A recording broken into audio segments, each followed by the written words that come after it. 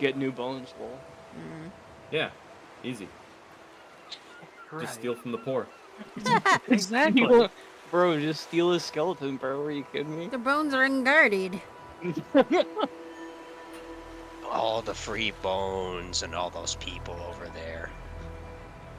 Yeah, you can just take it. Who's gonna stop you? Them? They have no bones. They can't chase you. Can't chase you. That's fucked up. That's like, that's like. I want a bone Whenever you multiplication feel spell. sad, Sonic says, whenever you feel bad, punch an orphan. What are they What are gonna they do? gonna Tell their parents? Damn, can't believe that's some fucking orphan's villain origin story.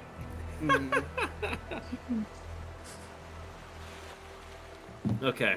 Is everyone like pretty much like set? Yeah. Yeah. Cool. All right. Yeah. We're gonna kick things off. So, I am a merciful God, and I understand that no one, not even me, has their shit together after being away for the holidays. So I will do you the courtesy of recapping it myself. Thank you, sir. But who the fuck isn't in? EL, Amazon. Oh, Devin, I'm you're here. not on Foundry. I'm on Foundry. We On my can't screen. see you. You're not loaded. Oh yeah. Okay. Apparently I'm not. Okay. Okay. Well, I was able Luckily to like through- go through all the files and everything. I was like, I don't understand that. Luckily, through gutting my computer, that isn't going to change anything network related because it's local to this device. No network shit changed, so I was relieved to see that join link still worked. Cool. Everything working for you? Yeah. I do see that you're in Find now. out. I don't know what the hell happened. Okay. Oh They yeah, there died. may be some settings that reset, Maybe.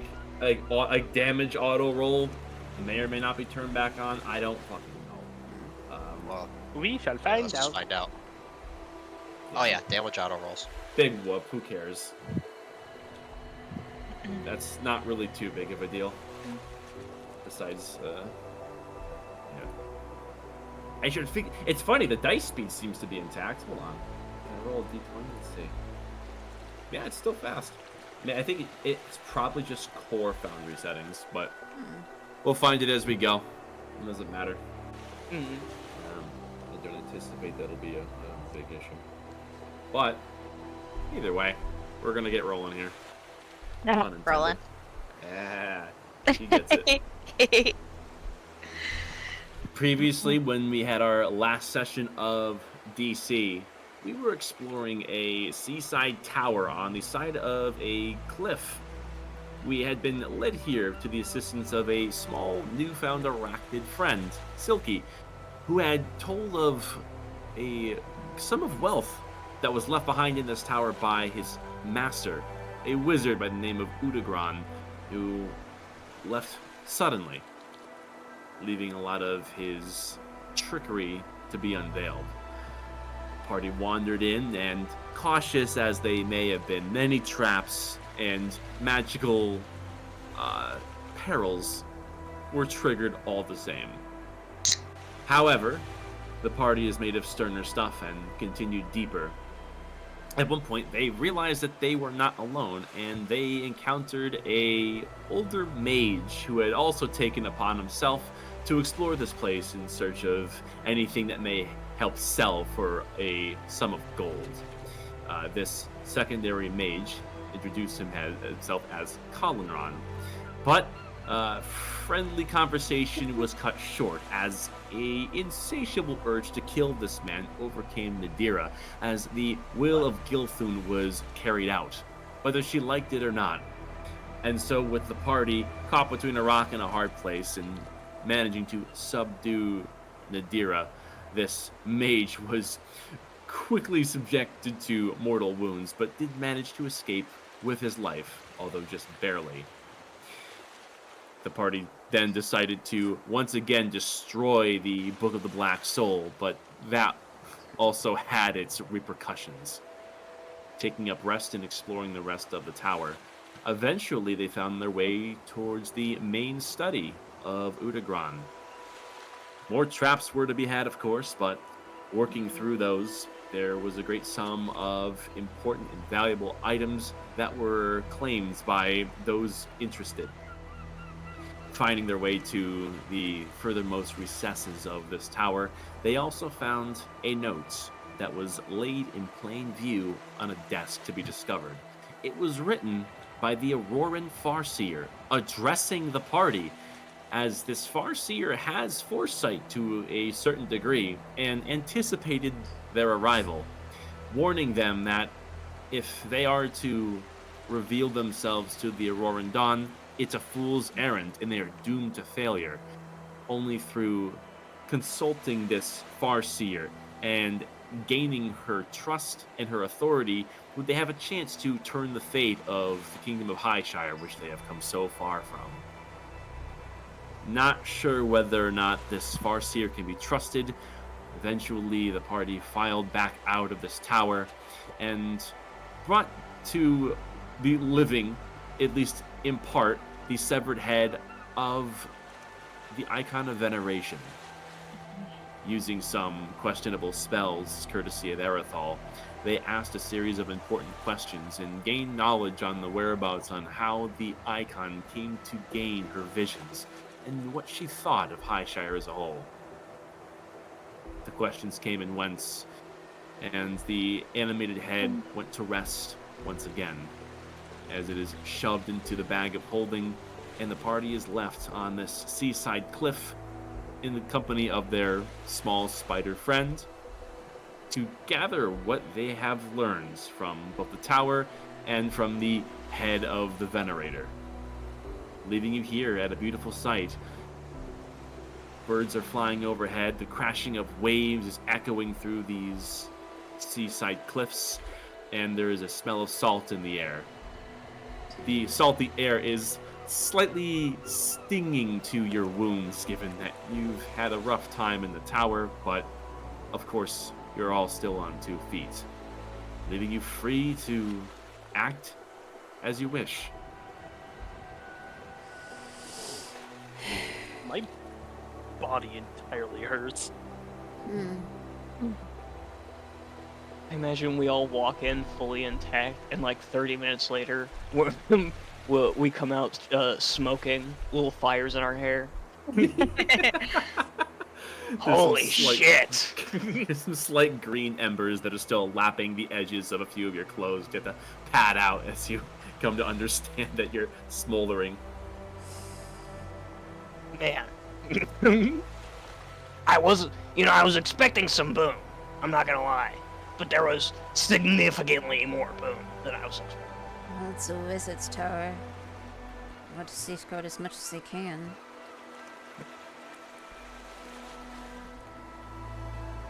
But it seems the most difficult thing is getting inside, and for some of us, we're technically fugitives, and they may actually recognize 2 of us.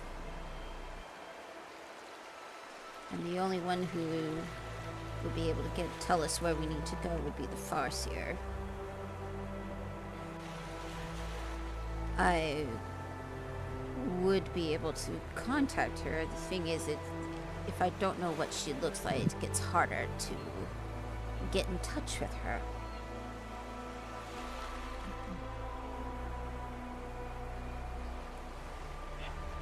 I'm gonna go ahead and do that for the party. Oh, Well, that's thank- what's up. Yay, 13. Life insurance. Okay. What, did you have 2 health? Yeah. Damn! I shit rock last session, guys. Shit rock. Yeah. Twice?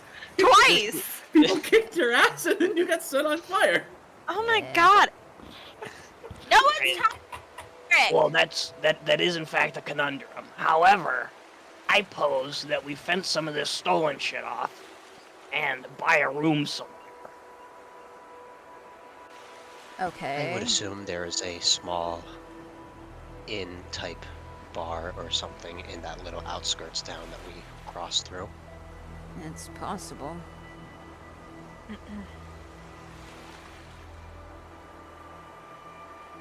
There was that one food place. There's got to be other shops there. I suppose so.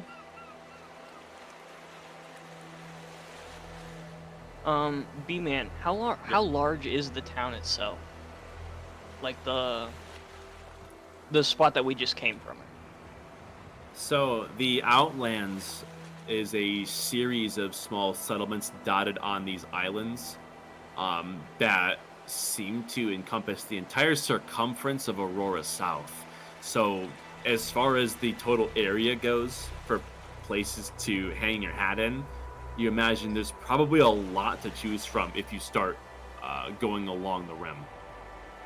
Yeah, I imagine these people see a lot of transients. We might be able to find, like, at the very least, a communal spot to lay our heads.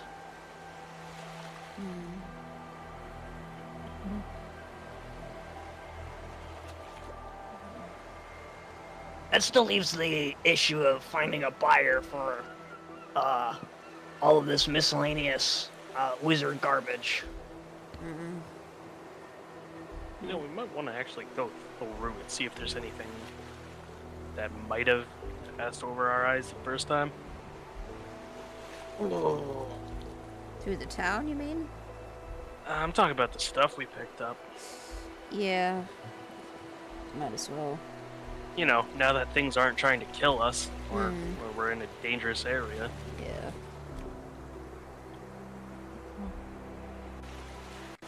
You know, if you're trying to find a place to sleep, there's tons of little hidey holes along the water.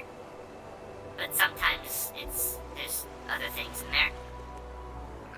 Yeah, well, we're not exactly familiar with the fauna around this place, so we're not risking that. Well, sometimes there's people too. And what's to say these people won't slit our throats in our sleep and take everything off of us? Yeah, that's what I would do. Well, they might be nice too. Just side-eyes Cobwood when he says that. I mean, if I was in... Don't look at me like that. Well, I'm just saying, regardless. like, if hypothetically, like, why is everyone looking at me? Stop that. Well, I ask for help sometimes from strangers too, and it worked out really good last time. But that's Anyway, that's because you're you guys- small and squishable, and they're actually willing to listen to you because you're cute. The last time was us. My point exactly. Well, yeah, maybe there's more like you. Sorry, it's just a suggestion, I guess.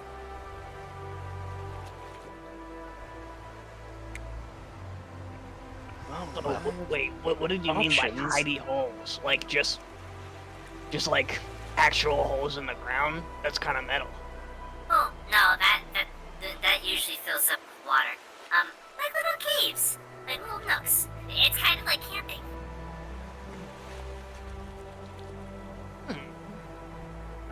Well, I mean, that actually doesn't sound too bad.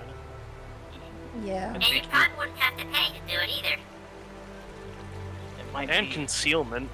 That is another... Yeah. Alright. Don't know exactly what the tide schedule is here, but I guess if we can find one that's high enough and is actually able to keep us on dry land with the tide, then I suppose we should find a little hidey hole for ourselves. You know a spot like that, old man?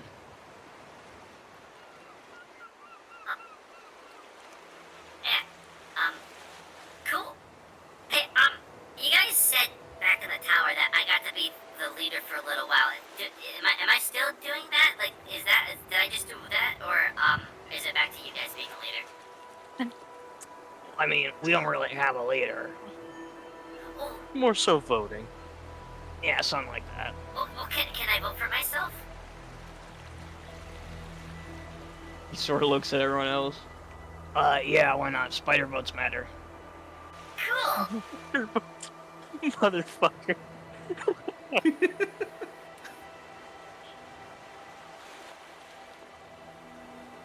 You stayed around us for this long and have managed not to be stepped on. I think you deserve a spot.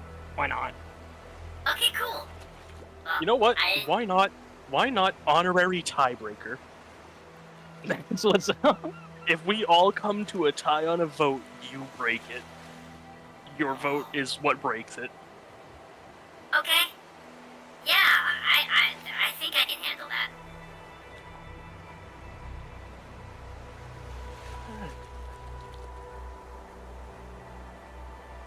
So, it sounds like we've all kind of made up our minds about trying to find one of the holes that our friend here was talking about. And after we get set up, well, let's find some folks of ill repute to fence this shit off to. Well, I doubt that we really need to fence it like that. This stuff has probably been in there for a long ass fucking time.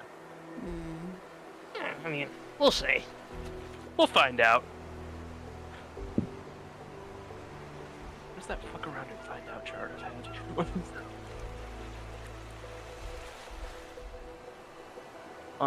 Cobweb picks up Silky, grabs a stick, puts him on the end of the stick. Not like spitting him, okay? He puts him on the end of the stick, he's like, point. As he holds him out. Whoa. Okay. Let's go that way. And he's Alrighty, pointing down towards a decline that winds down onto the beach and expands along with some winding cliffs. Cobweb follows his direction, pointing the Silky dowsing rod in the direction he's pointing. Silky, taking up stance at the edge of the stick, would produce his own little tiny staff, which he holds in his two legs, and uses that as his personal pointer, guiding the way. B-Man, you're going to vaporize this spider, and I'm going to find you. You can't prove I just have to go You down a flight of bastard. stairs. See, all I need to do is, hey, Nate, what's B-Man's at? Done. I'll dox him. Shut the fuck up. I will dox him 100%. Everybody's gonna have his cell number, his address. It'll be great. Can Okay. you give Well, me if his Addy in missile coordinates? Quite frankly, though, if you have his address, you have my address. So Oh, fuck. Yeah. Listen, if someone mails me ricin, you're gonna be the one to touch it before me. Okay. Fair. Alright. Yes. I presume everyone is gonna be following the direction of Silky. Yes. Yeah. All right. And so you take a mossy path that winds down the cliff face, greeting the beach before expanding along the coastline a ways outwards. And you all may roll perception.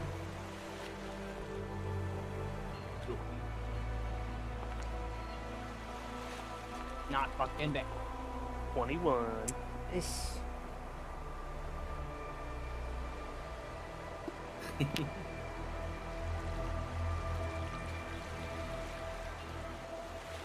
Being out here gives a semblance of peace. Of course, looking back up directly above you and seeing the core is an ever-present reminder of the duty that rests upon your shoulders. But the crashing of waves, the soft sand beneath your heels, it does give a well-needed relaxation to all of you, especially considering you've acquired a number of wounds thanks to the tower. Nadira, you spy a few unique shells that are deposited along the beach, and they glisten very vibrantly, and they have more brilliant colors along the sands, these shells, than you've seen on the surface world. It seems as though a lot of the small little findings on the beach are more wondrous and vibrant than anywhere you've seen before. I love shiny objects. I would like to collect some and put them in my bag. As long as they're not going to kill me, although I guess I won't know till I touch them. I'm just going to pick some up. What are You you, collect bro? a few of these shells, I and love a lot of shiny them, objects. a lot of them have these spiderly, swirling patterns along them that are these brilliant deep blues and greens and a few speckles of pink and red. and when held up to the light, they have an iridescent shine to them.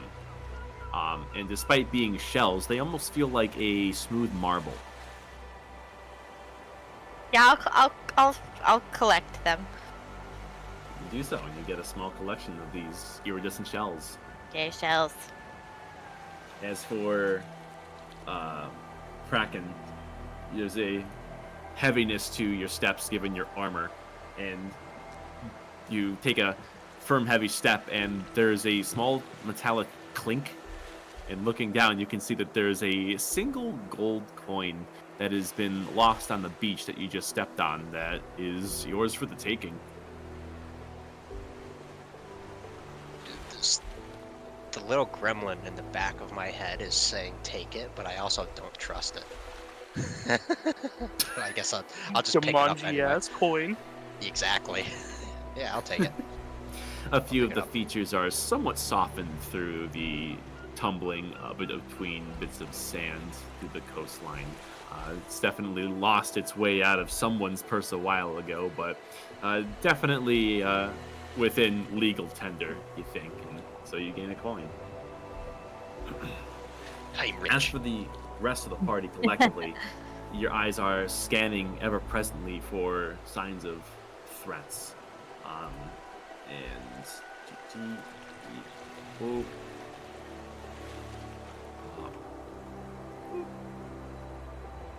Off in the distance, you can see there is a small collection of 3 airships high in the distance. These are some of the smaller ones that you had seen take off when you were in the Outlands. And they too seem to be heading in the direction where the large movement had taken place when you saw everything suddenly take flight with urgency. However, they are far off and largely unconcerned with the happenings of the Outlands. I imagine they're on much more official business. And finally, there is, coming up along the beach for which you are walking, there's a silhouette of a beached ship that is right along the coast. Getting a better look, you can see that this ship has been long cracked in half by a rock along the center of it. Perhaps a terrible storm had overturned it at one point and destroyed what at one point was a mighty vessel. But with your good perception rolls, you can see even from this distance, this jagged rock at its center, there is a humanoid shape that is atop it. And it is sat down, legs folded, and appears to be fiddling with something. Who's that?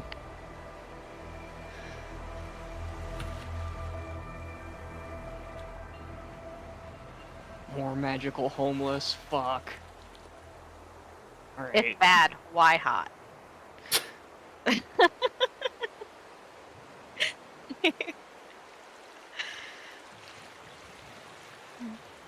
Now, this shipwreck and this individual are along the path you're currently treading. Is he conscious or? Yes, like I said, he's perched on top of the large jagged rock that has this shipwreck split in half on it. And taking a closer look, it looks like he's fiddling with an instrument.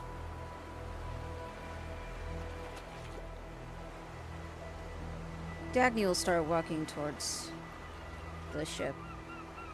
Okay, taking the lead. I guess Cobweb will follow just to see if he even notices us passing. I'll Okay. stay on the outskirts if it seems like everybody's going there. I'll stay further away. I see. There is a tree line that you can hug, which gives you a bit of cover.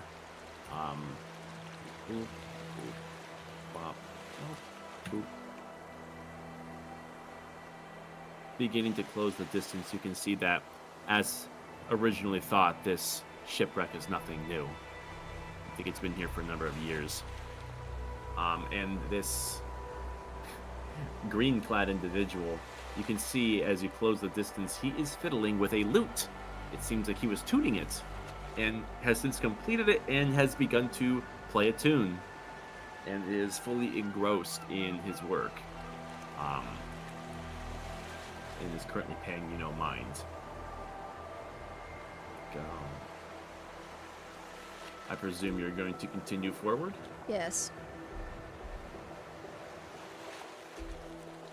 Very well. Beep, boop.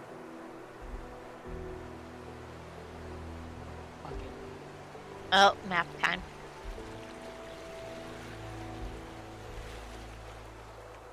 In the distance, you can hear the lute playing. It is a soft but cheerful tune.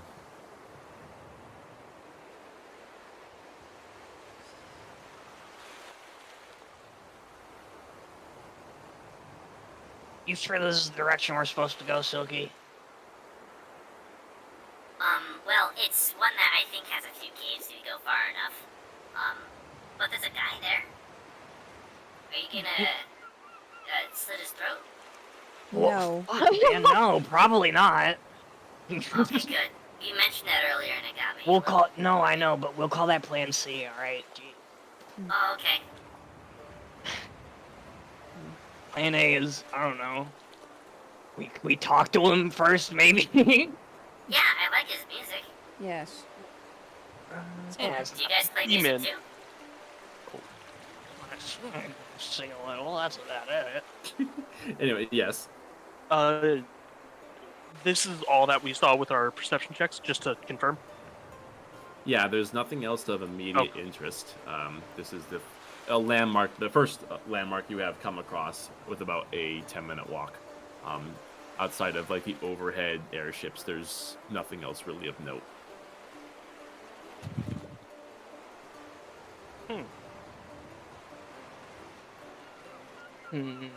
Well, seeing as prowling in the tree line like a freak, probably isn't going to look good if he looks up.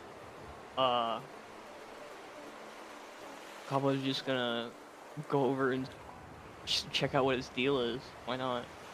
Yep, going with you. Hey, Bracken, Nadir, maybe you guys should stick back.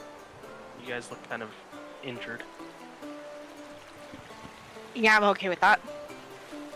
Just in I'm case it perfectly turns- fine. I just don't trust mysterious men sitting atop rocks, surrounded by wreckage. Honestly, I'm right there with you, so I'm gonna stick back here too. I'm just gonna sit on the ground and start making sandcastles. I may be broken, but I can still do it. Like right when we're right about there, I'll go ahead and I'll yell to him in Elvish. This is quite the view for practicing. Without really looking up at you, being fully engrossed in his tune, he does reply to the both of you in common.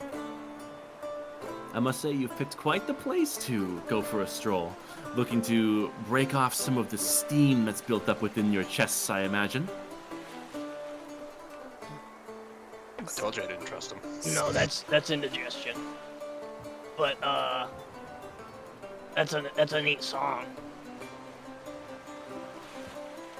Oh, hardly original. I just wanted to see how this played. It'd be a shame to leave it here, given that it's no longer being used by its previous owner. And when he says that, he does kind of nod a little bit over towards this direction. And Cobweb, looking over, you can see there's a few speckles of blood and a body. Wait a minute.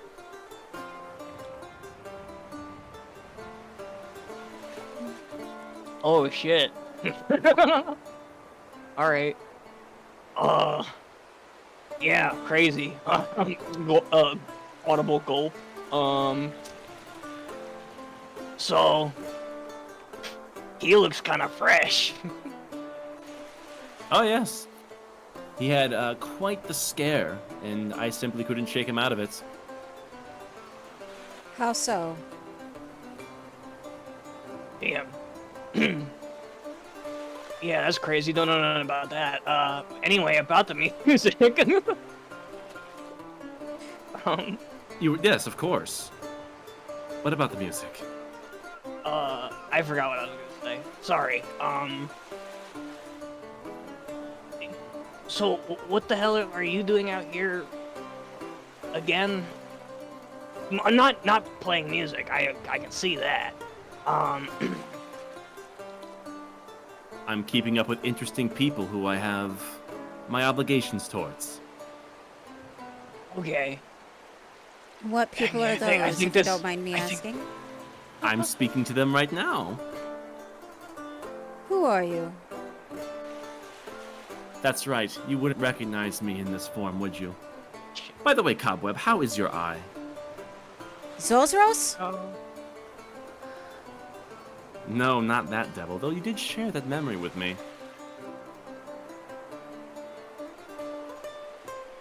Let me give you a hint. He reaches into his robes and he produces a radiant, glowing green crystal. A crystal that once was lodged in Cobweb's head.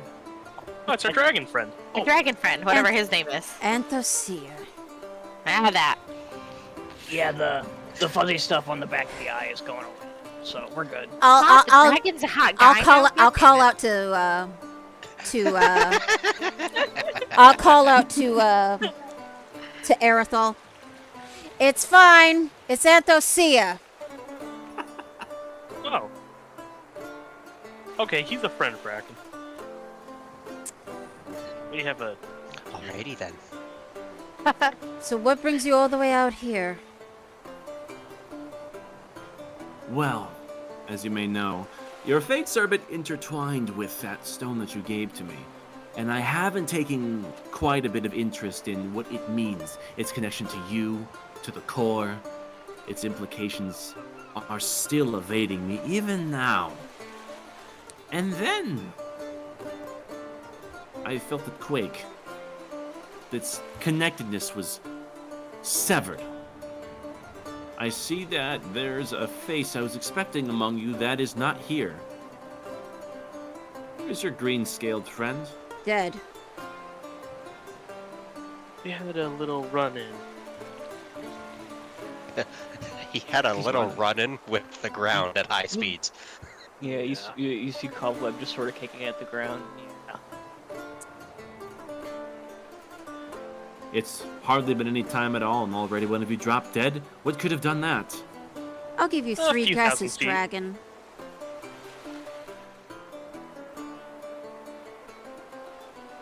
He stops playing his tune and looks over to everyone with a bit of a studying expression. You can tell that there's a few conflicting thoughts that's going through his head, but seeing as one of you is now dead from when he last met, there you do sense some judgment coming from him. He's a bit critical of all of you. It seems as though he's beginning to doubt your abilities.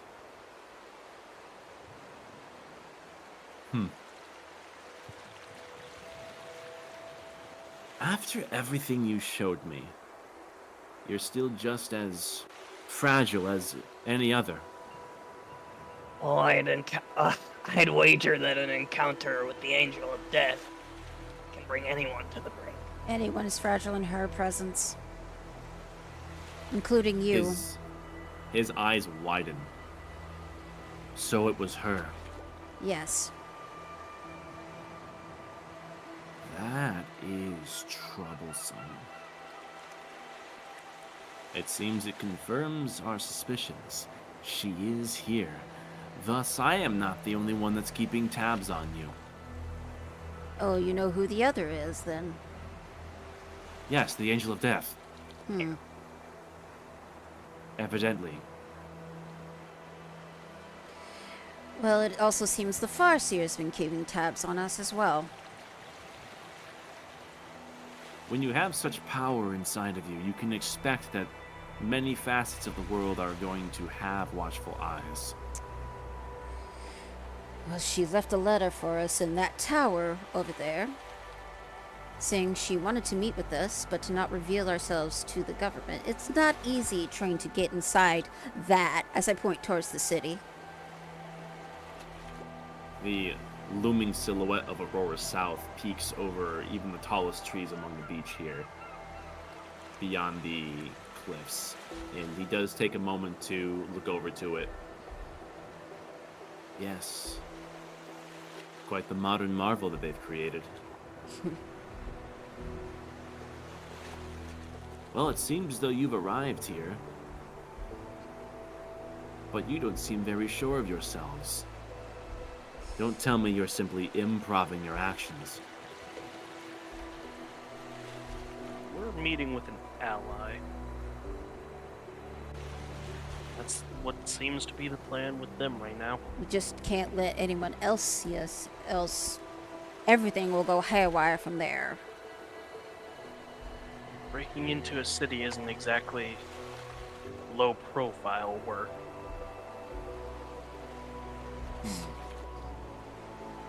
And the devices they have can detect us, so any means of normal entry. Yeah, so anyway, a little bit of casual larceny later. We just about got enough to get everyone through. But I'm not sure if we're going to be able to get through the sensors, if they have them. That captain said that he was on his way here. He definitely communicated with that, so they'd probably be expecting us. Therefore, they'd probably have the equipment. Wouldn't be that far of a stretch. Well, if they didn't before, the fact that we never even arrived should definitely warrant that. Fuck.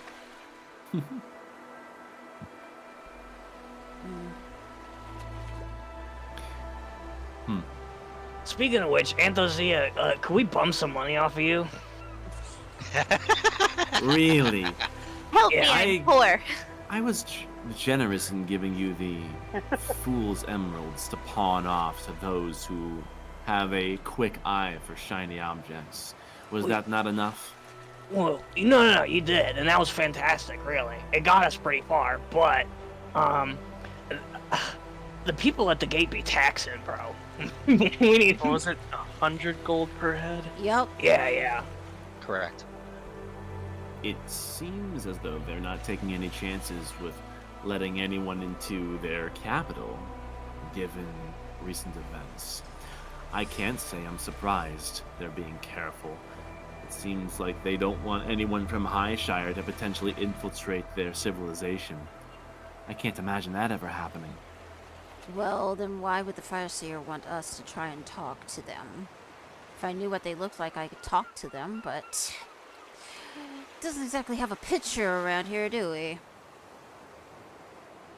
He kind of throws his hands up a bit. If you're looking for a portrait, you've come to the wrong place. I'm not one to get myself involved in politics. It does give me rather a headache. Although, still, it does have me wondering. You see with your eyes, but I see with a bit more. And I'm putting on a bet with myself now as to whose scrying eye is floating above you. Yeah, I fucking knew it. Could this be your potential friend inside the kingdom? Could it be the Farseer? Could it be the Angel of Death? Or could it be from something more sinister? And he kind of peers over back towards the body for a moment. That does remind me, what's the matter with your friend Nadira? And I'm not just asking this because she's standing 100 feet off by the tree line. I'm asking because this one here had a few words to say about a certain Gilthun. He was manic. Yeah, Gilthun took hold of Nadira and tried to kill this guy before we had a chance to talk to him. That devilish book of his keeps popping up. I threw it on the fire, though. I took some smoke damage, but I'm fine. Thanks for asking. I was right next to you. It did not smoke, it blew up, and I saw it. And I'm still standing. Fair enough. Yeah. I've never seen someone take an explosion like 3 times like that. That was pretty manly. If that thing is fucking listening, he knows my words on the matter. All he has to do is talk to me. Wait, you mean there's been a scrying eye over us this entire time? That's so fucking embarrassing. And I wish I could see it to fucking break it, but I can't do that right now. How about rather than payment of the coin, I do the courtesy of breaking this object for you? That is, I did invest in your adventures, given that there's a lot that rides on your shoulders. I couldn't tell you who is watching you, but what I can tell you is it can't be trusted until you know.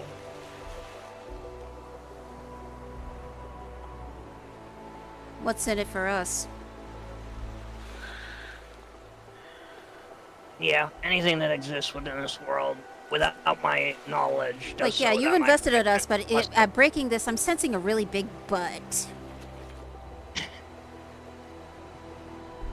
Quid pro quo. So? I'll take care of this, and in return, I wish to conduct an experiment. Oh, And that would be?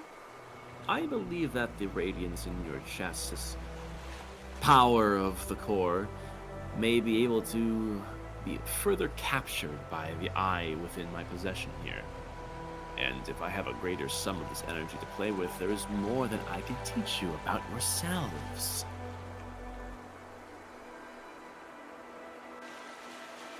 Fine. If it's Wait. to figure out whoever it is is fucking watching us with their eye and not telling us who they are as she walks forward. Bracken's gonna like Before- raise his hands and just like take a step back, be like, "That's all you guys."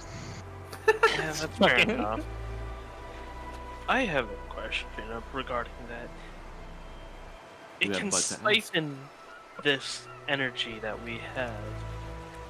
Can that only go done towards willing individuals, or could we hypothetically use that against the angel?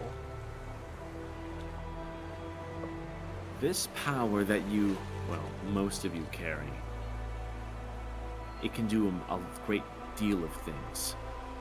I couldn't tell you the extents, but hopefully after this little experiment, perhaps I can give some insights into what you can do. This stone, I have been doing careful work to further lace its crystalline structure. It should be able to withstand what I intend to imbue it with. And with willing subjects here, I think we all will learn very important things together. Well, do you need one of us or all of us? A group effort would make things more interesting. After all, you may all individually share shards of this power, but I believe that in the greater scheme of things, it is all one power, all the same. You simply have multiple shares of it. But enough blabbering.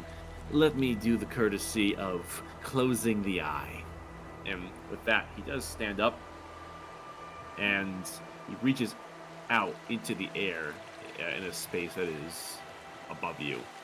And you can see that his hand glows a crackling green energy, and then this disruptive burst of energy shatters in unseen objects up in the air, and you see these strange glowing shards manifest into the visible spectrum and deposit into the sand before slowly burning away to nothing. I imagine they felt that in full. Fun to think about who. In either case, he jumps down, and he does present the Eye of Zula, which he has been tampering with. You can see that this rock has changed a bit since it was being last given to him. It has these really elegant inscriptions that are all around it, and there's a few metallic bracings that seem to be reinforcing it. He definitely seems to know his way around material science. In any case, gather close and apply your hands. This should, in theory, only tingle. 1 second. Nadira! We need you! Gonna go ahead and do that real I'm quick. building my sandcastle. I'm really broken. Pardon me for just wanting to play in dirt. As for Aerofall, you don't sense any malevolence in his experiment that he wishes to conduct here. It seems like it's much of this. It's mostly on brand for everything that you know about him so far. You've already given him this eye, and he has been at least marginally helpful. Still, you're not even certain that he knows what could become of this. And once he gets a greater understanding, who knows where that could go. The main reason I did that was just kind of... Aerothol wants to make sure this isn't the angel in disguise. Taking a closer look, you can get a good up and down of this guy. And as far as... You do know that this is an alternate form, in theory, from what should be a dragon. And you see no evidence of it being off in any way. It's not very reassuring because you know Anthozea is a master of illusions, and the Angel of Death, even with spending so much time around here, you never had any inclination that she was something else in a humanoid form. So there's really no tell.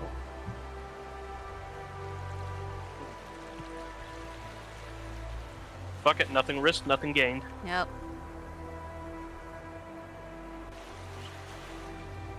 B-Man. Yeah. Do you remember when I absorbed the auric energy from the Heliostone ribs? The residual, like, sort of runoff from Jack's skull? Yes.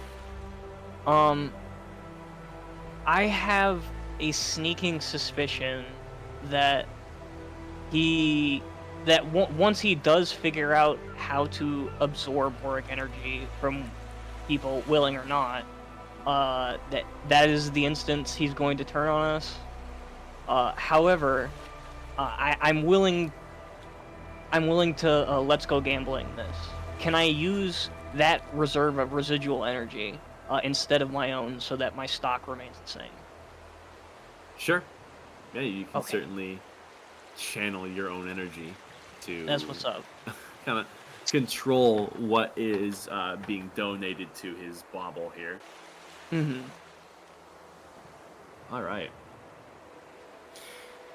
And for everyone that is applying a hand to this, there is a connection you feel with the sliver of radiance that's within this stone. It's as if it's another one of you. It's the same warmth as when you look up at the core above your heads, although a lot more muted. And for everyone concerned, roll religion. Boy.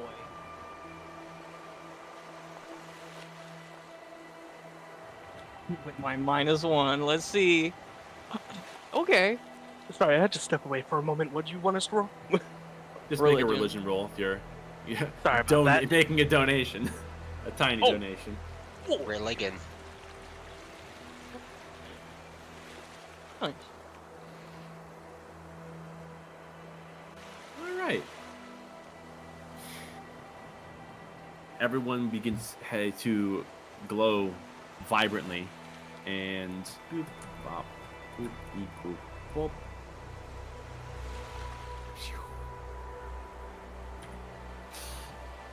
There is a shudder in the air, and there you would see this radiance in your chest extends down your arms and greets the stone, and you feel the tiniest sliver of your energy be projected into this bauble.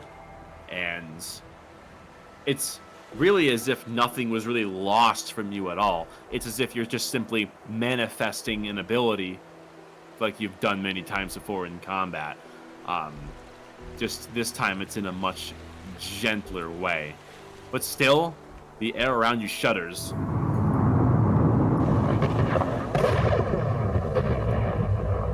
Hey guys, That's I think never I'm been a good thing. peeking! And the eye of Zula glows vibrantly. And it's almost blinding to stare at it directly. And Anthozea looks at this with a wild wonder, and he can feel the energy within his hands. And for a moment, he's stunned silent, staring at this thing. Can you not feel that? That's incredible. I'm guessing this is an amazing power source, is it? It's as if the god planet reached down and bestowed upon it a fraction of its infinite.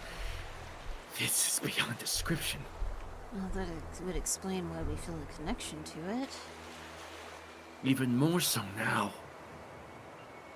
And you can see that We'll need there's nothing less if we need to complete our mission. Take this and hopefully you can help us with that. Okay.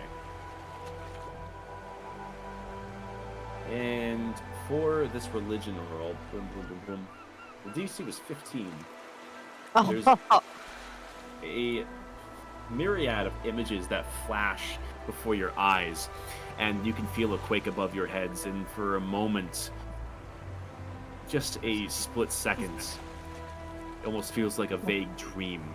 You can feel your perception through your eyes suddenly flash, and it's as if you're staring at all of internal Helios from the core, and you can feel the life force washing through all of the Heliostone veins and all of the tiniest little breaths of life that are feeding off of it.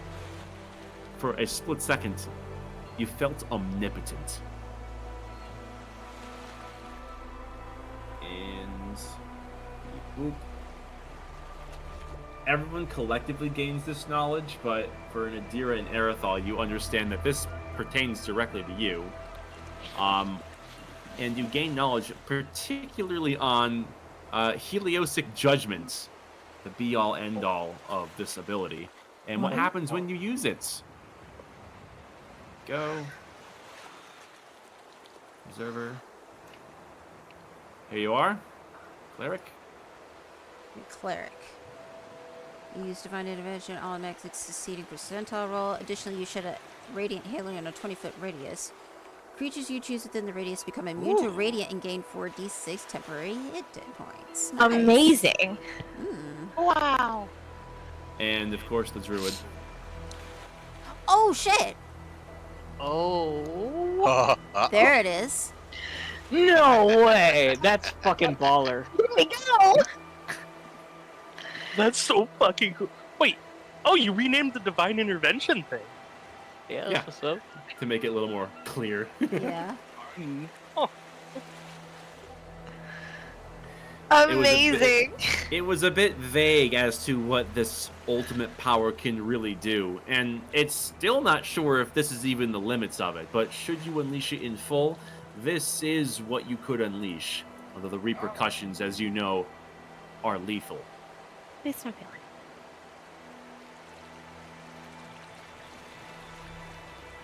Well, isn't that insightful?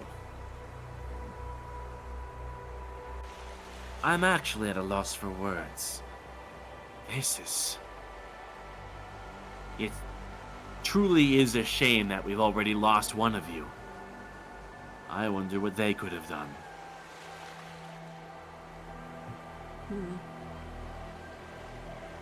No use in wondering. We carry his dreams on our back. That's all there is to it.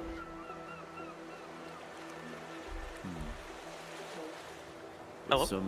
With so many eyes on you, I do wonder whether or not they're interested in what you can do, or if they simply wish to take this power for themselves, judging themselves more fit to judge the fate of the world for their own volition. It is quite the thought experiment. Nevertheless, we still need to talk with the Farseer. You don't seem to know very much about this Farseer, do you? No.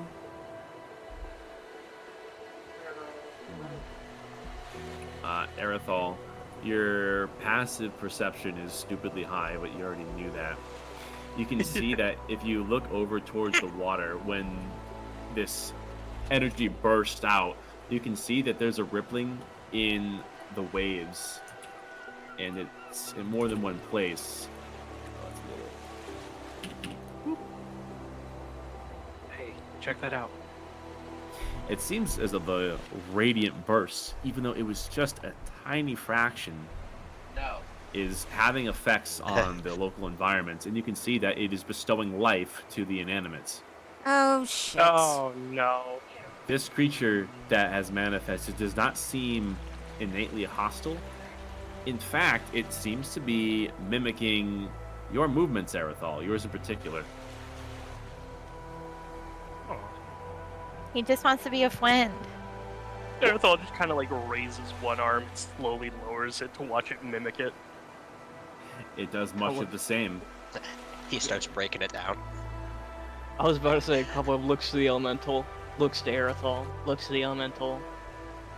Start breakdancing. I need to see this. Go.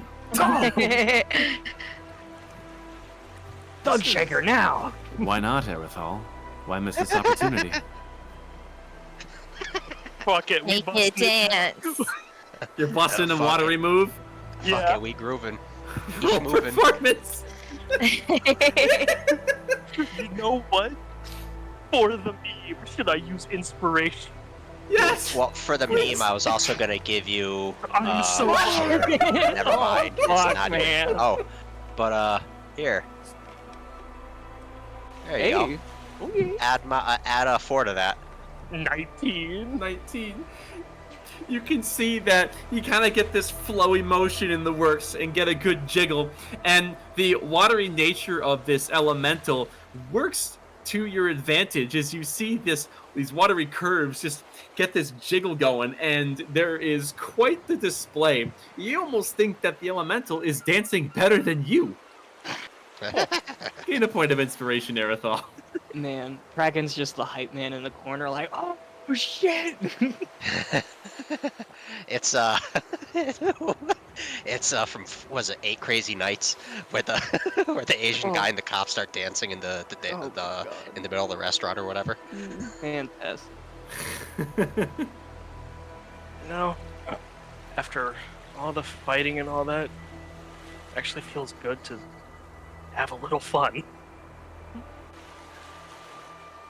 Yeah, see, you can't be thinking with your math brain all the time. Anthozea comes to get a closer look, and his arms are folded behind his back as he leans in towards this. And he seems thoroughly amused. It seems that even he has something of a sense of humor. Although, within your amusement, you can see that Anthozea's expression eventually goes from the elemental towards the water. And you do notice that you've had an effect on the rest of the ocean as well. And you can see that these waves are becoming rather intense.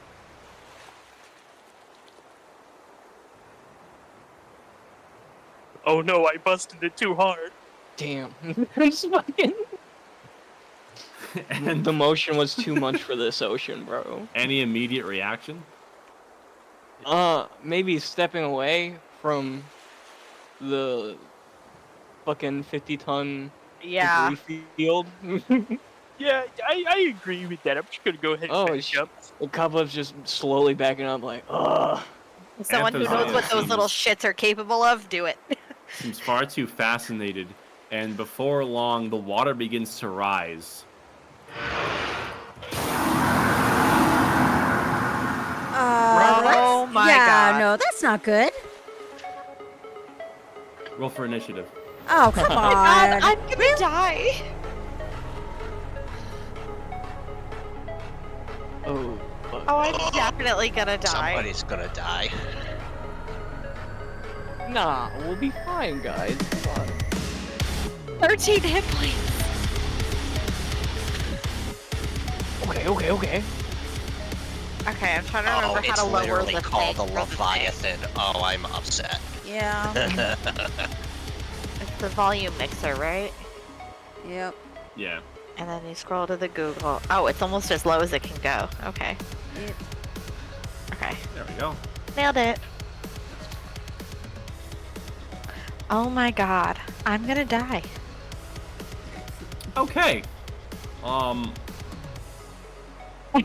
bop. Begin combat. Leviathan goes first. Let's see. I see.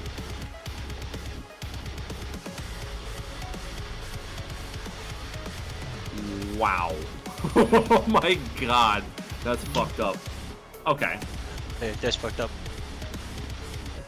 That's fucked up.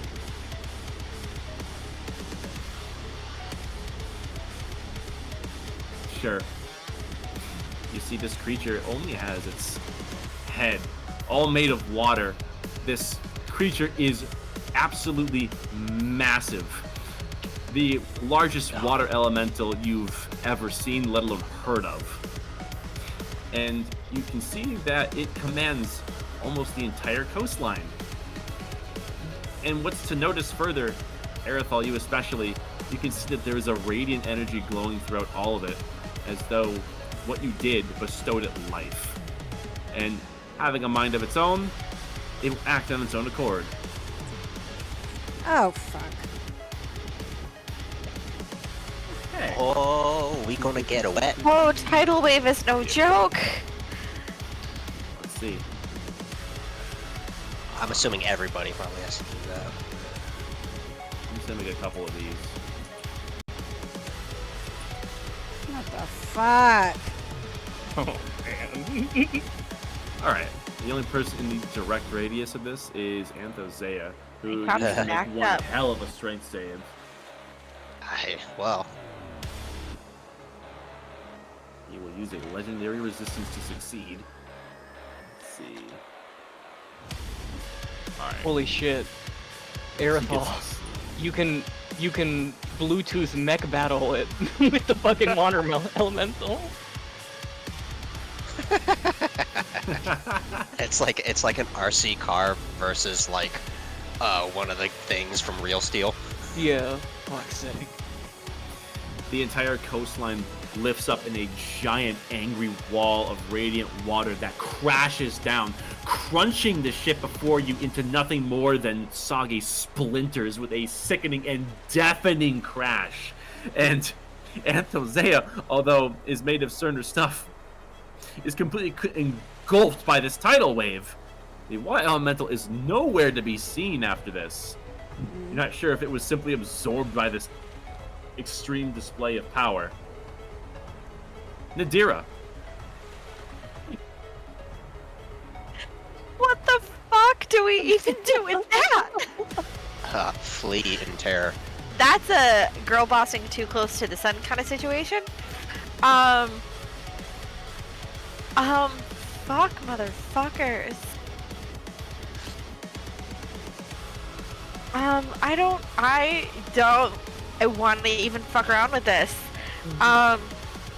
Do we have an idea from Silky what direction we were? That's not what I want to do. Like what direction we were wanting to head? This way. That way. Yeah. Okay. So. Although I mean, this is a forest, so there's nothing stopping you from heading map north. Map north, yeah. So I think I'm gonna like, kind of.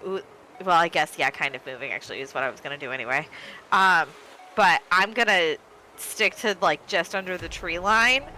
Okay. And like dip in this, start kind of creeping in this direction. And then I'm gonna cast this on myself because I'm gonna die. Where is it? I don't know where my spells are. It's somewhere in here. I'm gonna cast no. We're casting that at a higher level because I'm not gonna fucking die for this. Okay, great. That's better. Okay. All right. Okay, I'm good. Better than I had. Let's see what this thing can do. Speed. Okay. At the end of your go, Nadira, Start making you out. hear additional crashing of waves. Let's see. This costs 2 actions. Anthozea, you really shouldn't have been standing there. Oof. Fucking. So is the plan to just run? Because I feel like No, that for me. should be it. Yeah, unless you want to try fighting a tidal wave. Okay, so then... Yeah, but also, like, this thing is going to stay animated and be a giant monster Oh, what? that we Not our created. problem. Yeah, okay. Self-preservation. Yeah, If anything, it'll keep anyone from coming this way, I guess. So I'm gonna cast that, and then dash. So, hold on, where's my movement speed? Oh It's- shit, he's busting out the rocket boots. It's 60, Yep. 70, 80. I have 160 feet of movement. And I'm just gonna go that way. All right, show me your Phew! moves. Yeah, well, that's only like 85, so I Yep. still have a lot more, so I'm I see. way off. So you are effectively off map at this point. All right, Oh yeah. gotcha. Dagny. Yeah, I'm not sure what to do here at the moment. I suppose initial instinct is to give what's his name a fighting chance, so I'll go ahead and cast that. Ah. Okay. And that's concentration. Con save. Let's see how it does. Oh, I rolled an 18. Well, yeah. Well, this is what is it? Well, less than. Okay, so this only applies at the start of its turn. So I Yeah, guess when it it just moves it. rolls Yeah, early. when it starts there. Yeah. All right. So yeah, gonna concentrate on that and gonna go ahead and just start use my full movement to move that way. Kicking your arcane bracers into action, you quickly move along the coastline to get out of harm's way and Yes. let the more severe forces duke it out. Yes. Cobweb. Okay. Cobweb is going to move down one. He's going to dab up Aerithal. And Aerithal, in your palm, is now one confused Silky. He will You then... might not want to do that, because I might be doing something really fucking stupid. Oh. Same, bro. Bet. I have a spell that Cobweb's might gonna help move over here. here. He's like, well, when you're ready to do whatever you're going to do, Guys, Run that I've way. never fought the ocean before. relax. We're having Blow fun. up This is the our beach ocean. episode. He will then use his I'm just bonus... gonna start gesture, like throw the spider to me. Just fucking yeet. Drowning. Put him on the courier stone. I got you. Jesus. No, Except for you're a Beavis and Butthead. okay. Bonus action. Mountain rune become large. I will then produce the tide cutter from my underwear or something. I don't know. I will then hold it at the ready, just in case it comes this way, to retaliate against Aerithal. And if it does attempt to attack us, I would like to attempt to parry the ocean. What? That's amazing. Basically, You know what? any water-based Hell yeah. attack that comes at me, I'm going to thrust the tide cutter in and use its larger size to basically absorb the attack. Wow. That's fucking really smart, actually. Yeah. Dude, good shit. Right. I love shit like that. Okay. Alright, so you have that ready. Aerithal. Why do I feel like this is a really bad idea? This thing is probably a very really bad obviously an idea. elemental. Yes. Okay. We doing it. I am going to cast this with my action to prepare for the dismissal. Dismiss! Christ! I can't do that on the same turn. I have to get close to him. And to do that, I'm still staying near Cobweb, but I'm getting there to prepare. Okay. And that's my turn. I hope I don't die. Oh my god, you guys. Oh my god, that's fucking insane. Well done, you two. Fucking Christ. And Aerithal, I will say, you can, although it's still invisible among the rapidly approaching wave of debris, you can still feel the water elemental is somewhere in all of that, and it's still ready to be issued a commands. What would you have it do? Ooh, oh boy. I'll punch the ocean. Punch the other elemental. Okay. Atop the wall of closing water, you see a spout poke out from the top and forms a vaguely humanoid shape where it would pump two watery fists as it goes trying to do something. Let's see how it does. I was going to actually ask, could it instead try to restrain it somewhat? Give me a better chance to hit it? Can't. You are asking a water elemental to restrain a... giant. Yeah, you're asking it to restrain a tidal wave, mind you. That's true. Yeah, no, punch it. That's true. Alright. Beep boop. That's pretty good. This is AC. Yeah, it does the damage. Nice. Hell yeah, love that. Just turning back to Cobweb. Cobweb, do you think you could throw me at that? I mean, yeah, but why? Plan. Okay. As for Anthosea, Okay. he disappeared beneath the waves, but you can see there is a shimmer of green underneath said waves before something comes rocketing out.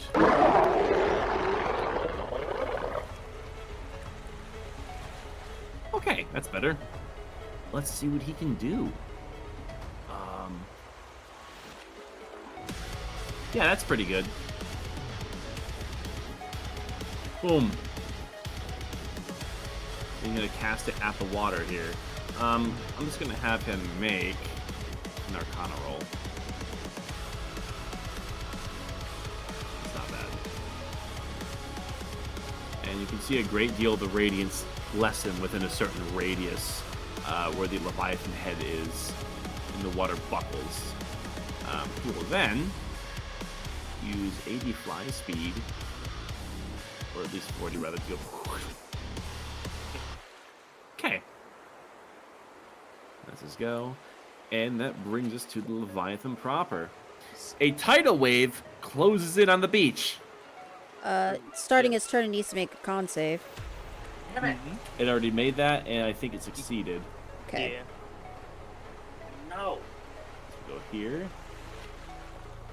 Come on, get out of here. Hold on. I have to move stuff. Okay. Cobweb, I'm glad that you set that up. Oh, I'm right on the edge. Good try. Well, I don't know if it's gonna work. That's the thing. Let's see. Okay. Tidal wave has moved in. To all forces affected. Yeah, the Leviathan's in advance. There you go. Cool. So if you're within the radius, which I think is Dagny, Aerithal, and Cobweb, the torrent of water is now assailing you. Beep. And Cobweb, this would be the point where this Tide Cutter move comes into play. Let me see. Was this a special ability of the magic weapon, or are you just making the melee attack? I'm basically attempting to, as the water hits, I'm holding out the Tide Cutter as if I'm stabbing the water, the wall of water, and as soon as it hits, I'm going to activate it, and basically animate the water to create a wedge, so that the wave passes by us instead of fucking over us.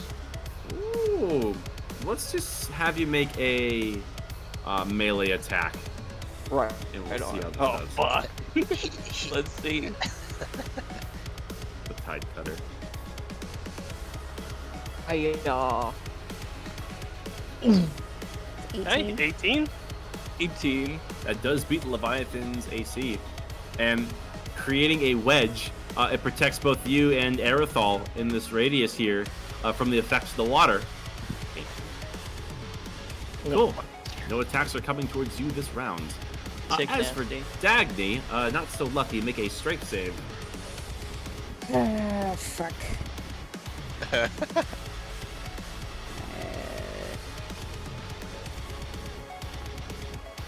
I'm also gonna use my, fuck is it?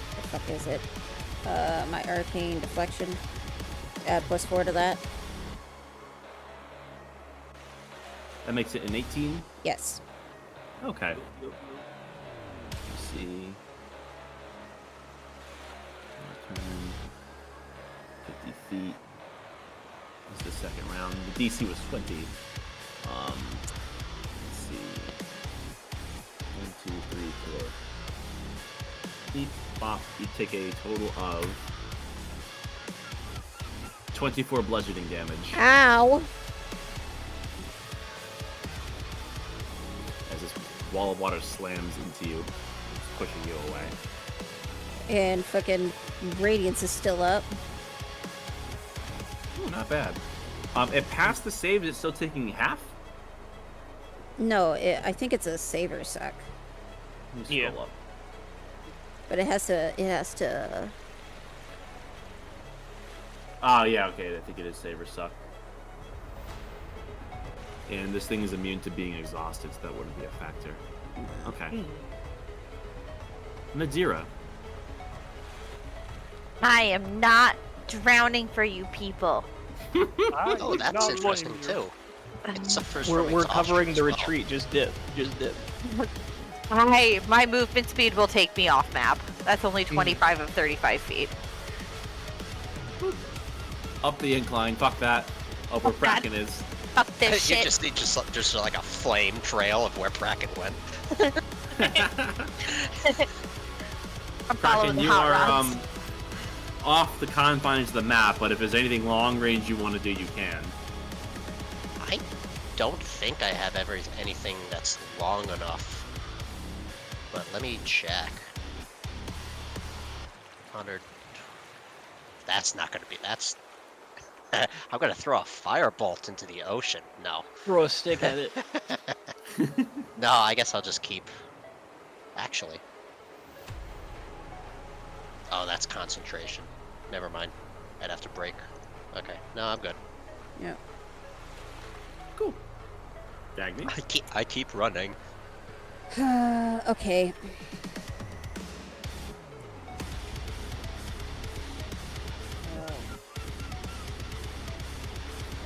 I'm gonna do one last ditch effort before I speed off the map.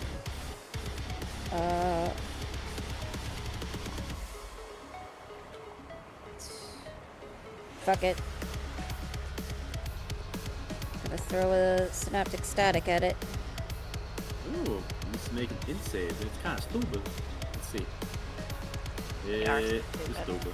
Roll a fucking 1. Ouch. Yep. Eh. That's 23 psychic damage, and it has muddled thoughts for a minute, so it has to roll a d6 and subtract that number for any attacks and ability checks it has. I see. You deal a decent sum of damage, although fighting a tidal wave, you think it's definitely going to take a lot more to put this thing down, but I presume you're going to be also off map. I recommend it. Yes, I'm running off map. Good choice. Cobweb. Oh shit. You He's don't just need sitting there, fucking, stemming the tide. Get the fuck out of here! Oh man, I've got this. Who has, and I guess- Silky? I do. Huh? Oh, Aerithal does. You? So, What's so the Silky's engagement? literally sitting there. Aerithal's in front of me. My fucking arms are over his head, just cleaving the fucking wave in half. And Silky's just... Guys, I can't swim. I'm Get that precious baby out of there, you irresponsible monsters. Cobweb, take him. Seriously, bro. Oh, Cobweb, take him! I'm busy! As he's like parting the Red Sea around him. Okay. Well, it says he's within range from his big red box, so, Yep. I'm going to... Okay, what does it say to do? It says to... Just so I'm making sure I'm doing this right. Dismissal. As your action, make a melee spell attack against a celestial, an elemental, a fae, a fiend, or an undead you can reach. On a hit, you attempt to drive the creature back to its home, must succeed a charisma saving throw or be sent to its home planet if they aren't there. If they aren't... It doesn't say where elementals are sent. You need a plane of water. Probably they're, yeah. Probably the plane of water, right? Yeah, this manifested from elsewhere. How? I mean, this is created from the energy of the core channeled through you. So if you're dismissing this energy, you're essentially getting this energy out of physical form and returning it to Helios. Oh, alright. So essentially, I'm making a wisdom check and then adding my proficiency bonus. Okay. Okay, I'm going to use my inspiration on this because I want this to work. Didn't you Alright. use that for your performance? I gave him another one because I loved it. Oh yeah, He did. okay. Right on. Alright, gonna turn that off, and... Okay. Okay. It's And not then bad. okay, and then it's... My 16 plus my proficiency bonus, which is 420. That hits. It needs to make a constant... No, not con. A charisma saving throw, and the DC is 16. Okay. So it gets a d6 from that. Oh yeah, I forgot. Oh my god. They rolled a 1. Fucking hell! Guys, we fought the ocean this episode. For the record, this thing is a +9 to its charisma saving throws. It rolled a critical failure. I don't Holy understand how water is that charismatic. It's an elemental. I am the Yeah. sand guardian, Isn't guardian charisma of more the like sand. your will upon the world? Yeah, basically. I guess Yeah. it depends, but yeah. Water's pretty willful. It goes where it wants. Yeah.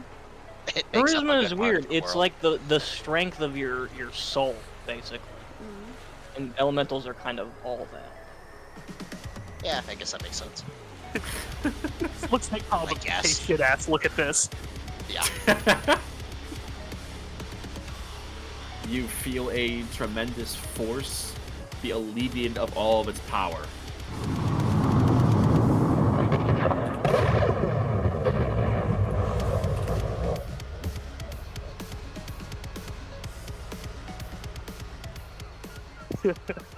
And in combat, as The this thing is, though, I'm pretty sure the water keeps going. this residual water, which was a tidal wave, mind you, continues to surge onto the beach as the splinters that at one point was a giant crashed ship are now barreling onto the shore.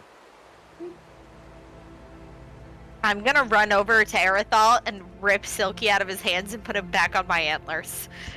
Fair. This is the last time I let you babysit. You look, Give them to me. you look Hey, down he's- towards Oh, sorry. Silky, who is sodden and shaking, but okay. I'll use prestidigitation to dry Silky off. Back on my antlers, you go, little guy. I don't want to sleep in a cave by the ocean anymore. What do you mean? We just totally kicked the ocean's ass. We don't got anything to be scared of. I don't like the ocean. I don't like the ocean. Way to go, guys! Way to go. I just want to point out that if it wasn't for me, we would have all fucking died.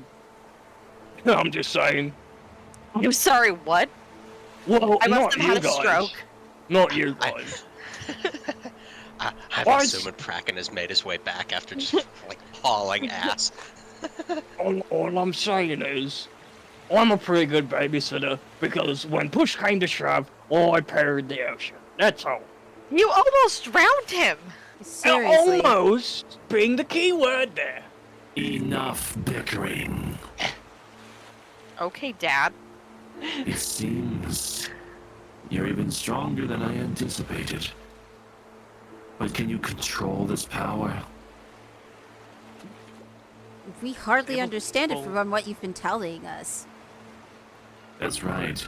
You may not know what is within your chests. But I suggest you discover more truths soon. And with my help, we just may find exactly that. Understand this.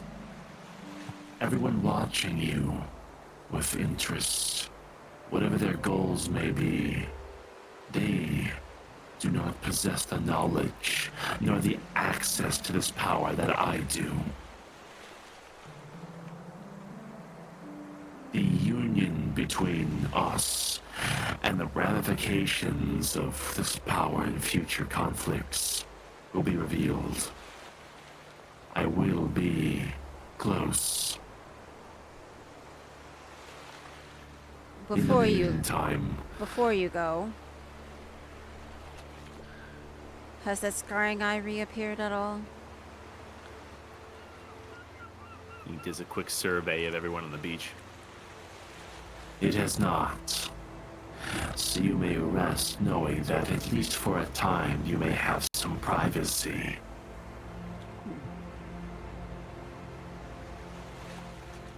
In any case, do not perish. And with that, there's a flapping of wings and a gust of wind as he heads off.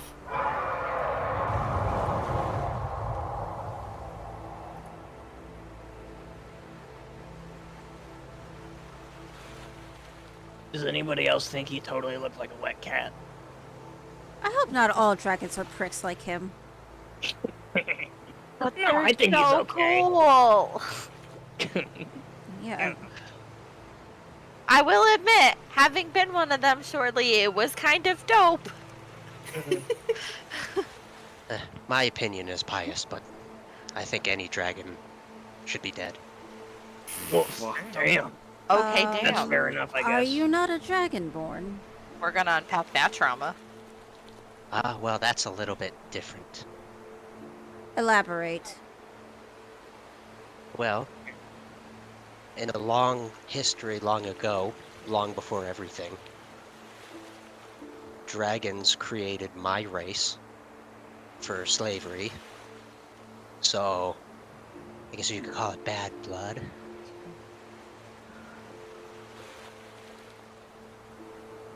Okay. So racism. Got it. I totally understand. How is it racism if it's from your own kind? It's pretty well, because it's obvious. Because it's an. Well, I guess it's more classism then. Whatever. You're making me use my brain. Arrgh. Arrgh.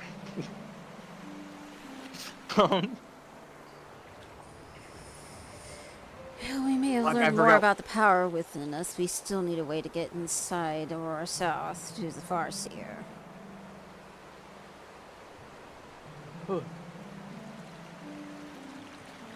Or Falcrum. What? Falcrum? Fulcrum? Fulcrum, sorry. You're right. Tongue twisted today. No, that's just what we're.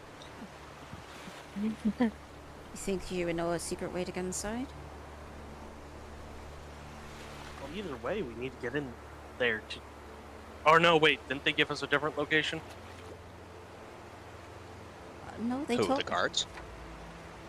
Yeah, no, I thought either way we're going into Aurora South. Yeah, but we were gonna try and talk to Fulcrum before we talked to the Farseer, but Yeah, no, that's what I'm saying. alright. You know what? I'm just gonna ask her, see if she knows of a different way to get in without being seen by the guards. Unless anyone has any objections, we just pay the toll. I mean. Oh man, he didn't lend us any money, that cheap prick. No, I think he dispelling the eye watching us was his payment or something? Yes. Dickhole. Yeah. All right, that's.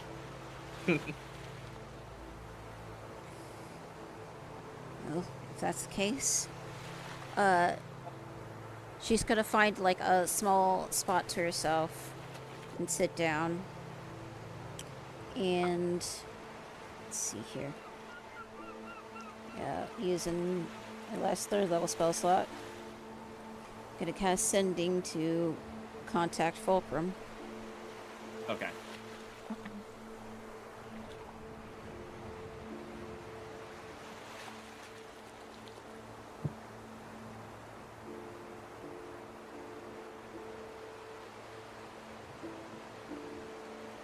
And she'll use the message and cast Sending and say, Fulcrum, we're outside of Aurora South, but we're having some difficulties getting inside. They're requiring a payment to get through. Do you know of any other way, or no?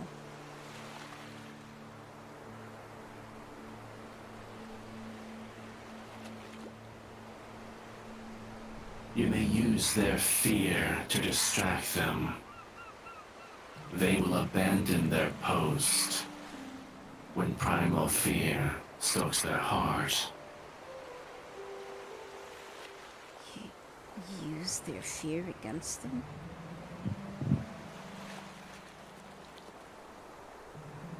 Is that what they said? Use their fear against them, they'll abandon their post. So what I'm hearing is distraction time.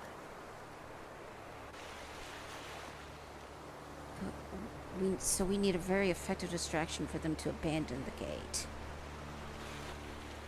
Yeah, I imagine if we make enough noise, they'll scatter like they did the other day. Shit, we might have been able to just walk right in at that. I don't know.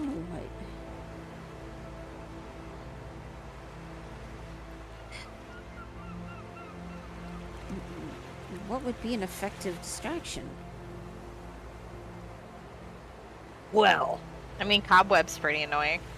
I am pretty annoying, and I also have explosives on me. I'm just saying, casual terrorism is an option. Where'd you get the explosives? Don't fucking worry about it. You As still, he clutches his bag like a fucking gremlin. you still The have guy those who said he concussive would start charges? notes.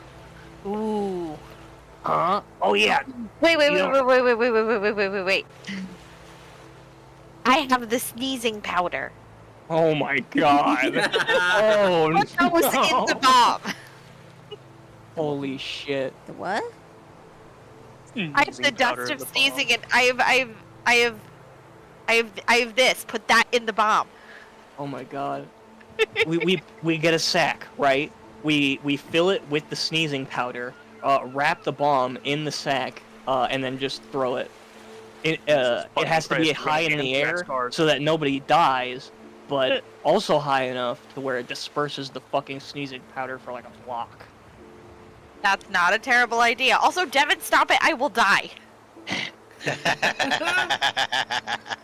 I suppose that's one way to do it. Can't catch us if they can't breathe. Their noses won't know what hit them.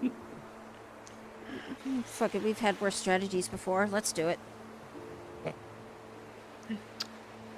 Just in case, does anybody have any spells prepared that can hedge out vapor?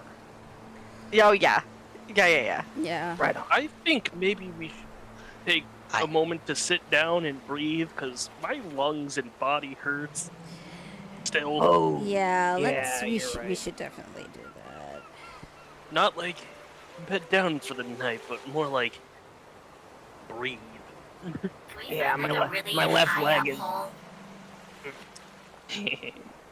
So you want a short rest? Yeah, we can do that. I'm gonna use my channel divinity to return spell slot then. So injured. Let's I get have looking a spell for, that can fling said bag. Oh. You're gonna use catapult, aren't you? You crazy bastard. Now we yeah. have to integrate the sending stone and designate a target for this. This I fucking assume we're getting the assassination short we're rest off planning. then, This is then? evil. Well, if we use the Okay, stone, now I'm back to then half, so that's I good. don't think we need to use catapult because I think you just throw it and it just goes. And I get my wild regardless. shape back. Oh, thank fuck. Fair. Alright, I gotta roll for short rest then. Get back Yeah, to I've got- third level spell slots. In I've got a short, there couple air is a beach cave that is about halfway up the cliff face that you guys do spot where you can properly rest and recover your much needed hit die. Can we take a pee break? Let's take a 15-minute break. Okay, great. Right on. There we go. Hey.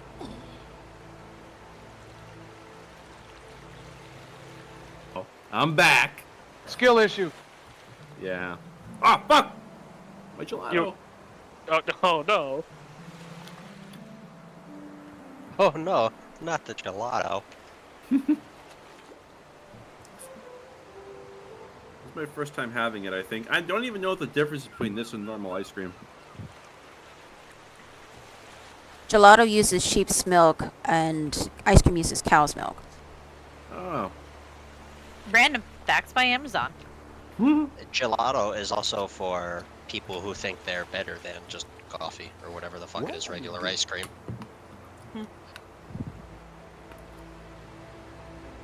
I also think the process in which gelato is made is also different from ice cream, I believe. I can't- Yeah, it's like basically the same ingredients, but like the amounts differ. Skill Yeah, issue. I think it's more. I think it's more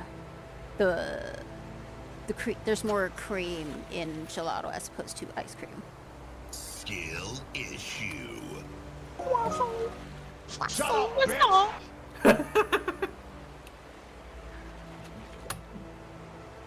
Extra thick. Meanwhile, Aerosol touches water elemental. Water elemental. I'm dead. Where'd it go? I will send you to Jesus. Prank him, John. These nuts. Fucking. Hey, I'm gonna need that heliosic energy back. Yoink.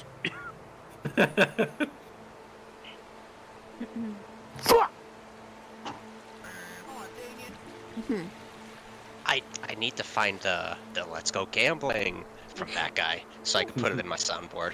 Let's go gambling. Let's go gambling. Oh, dang it. Asshole.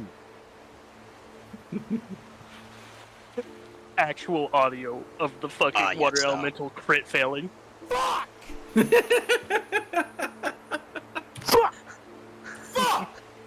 Meanwhile, the water then elemental every- on his keyboard.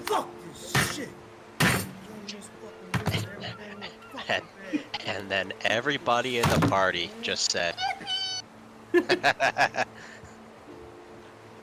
Fucking Tabs "Each fucking fortnight on in my shoulder. Hey, Coca-Cola." kid ass, want to see something funny?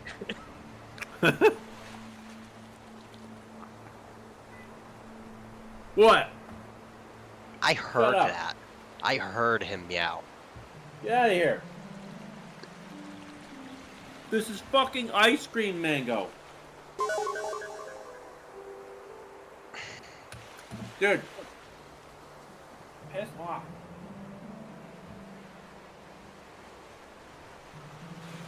Alright, we got 2 minutes on the clock. What are you doing, step bro? Damn it! You beat me to it! You guys are awful. Gun him down. Fucking. Area code 423. What do you think about Obama? Who gives a crap about my son? He's the free ass fruit bowl gay bastard. You stupid, dumb son of a bitch. Let me tell you something. Let me.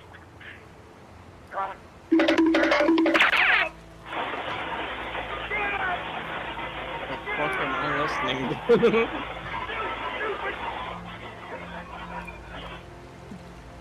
Don't you ever talk about my family, you sorry sick. Okay. Jesus Christ! Wow. I are think these? it sounds like that. It sounds like an insecure man assaulting another man in a china shop. That was oddly specific. It reminds It's me an of oddly that, like, specific. Adult Swim show about the weird-looking puppets. Oh. Not the cranky anchors from like years ago. The other one. Mm. Don't you ever talk about my family, you shit! And he sounds like he's about to have a heart attack. You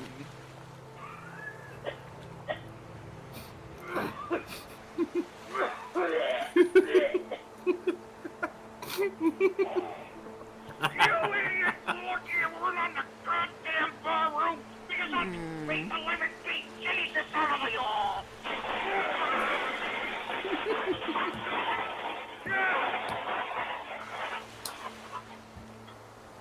I'd beat the living beat Jesus out of you all, you... Alright. I'm gonna put this shit away and we'll pick it up.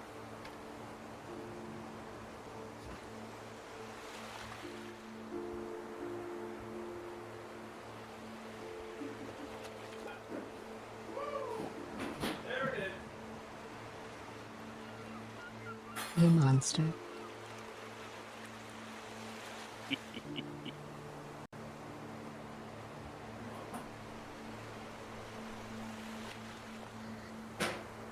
Alright, piss off.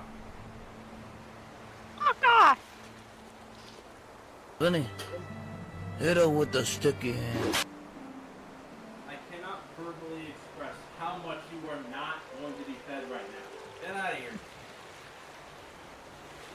It sounds like he perfectly verbally expressed it.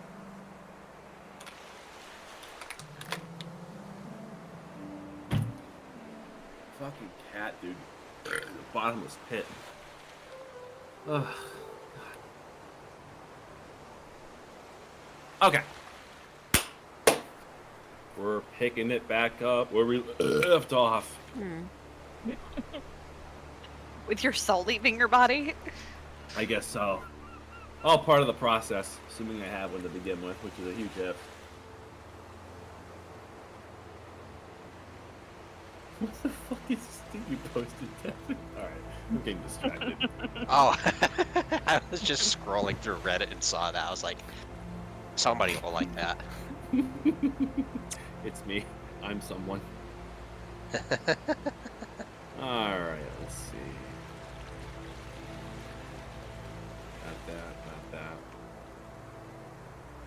Having taken some time to get some well-needed rest to dress your wounds and recover your energy, the little shore cavern provides a well-needed break. Our little friend Silky has been a bit shaken up from recent maritime events and sits quietly, and everyone gets a well-needed boost. The crashing of waves providing a bit of a distraction from your head still spinning with everything that's still taken place within recent times. But before long, you are well within your wits and able to keep moving whenever you choose to do so. Oh.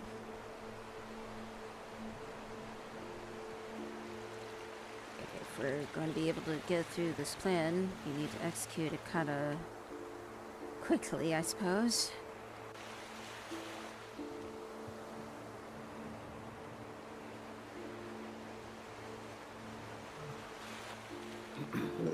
I suggest. Well, I mean, it's still probably a good idea to sell this shit just so we have some coin in our pocket. I suppose we should find a merchant in town then.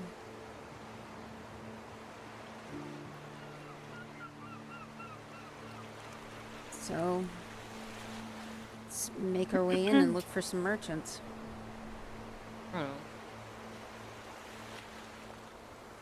I'm down for that. Is anybody any objections? No. I feel free. All right. Beep boop. Having everyone gotten their fill of R&R, you pack your things, and as a group, the party begins to head back towards the Outlands. It's about a 30 or so minute hike, taking to the high mossy cliff sides of the coast and following the many watery trails that eventually come back towards something that resembles civilization. As you can see, a few abandoned fishing lodges and huts that are dotted throughout that become increasingly prevalent. And before long, the looming shadow of Aurora South would manifest into its detailed form, and the Outlands proper lay before you.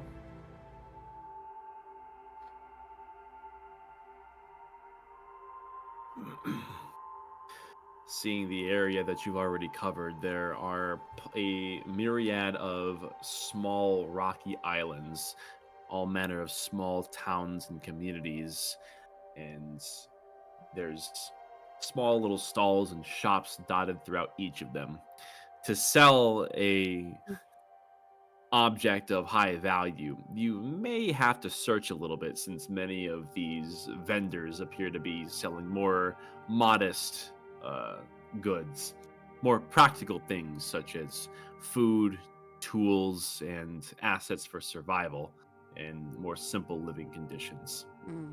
And looking up over the walls of Aurora South proper, you can't help but see the striking difference in civilization between the humble ways of these island goers and the immaculate, almost utopian city that is high above. But you're able to move as you see fit.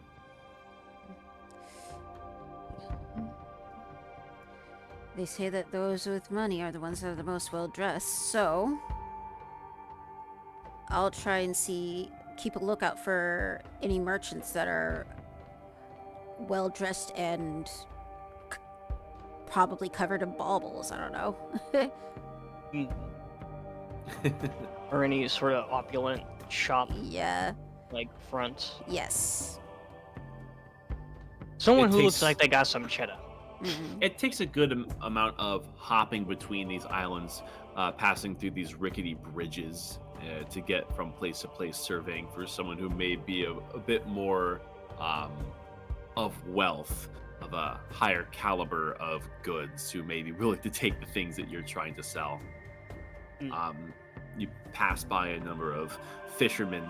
You can see that there's two dragonborn that are working a series of nets into a rather small-looking fishing boat, and they're seemingly intent on sailing down a channel to collect a big catch for the day. And for all of you, you pass by a windmill. That atop it, you can see within a recess is a hooded figure that is seemingly staring you down. But it's a little bit more metallic than the others. It seems there's a warforged in these more simple clothes that is observing you from above. Does he look similar to, like, the monks that we saw out in the uninhabited zone? Not exactly, but he definitely seems to have this unseen interest in you.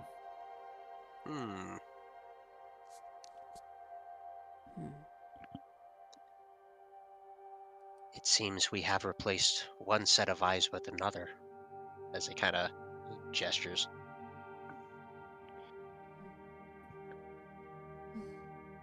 Think he's in the market for some crazy wizard shit?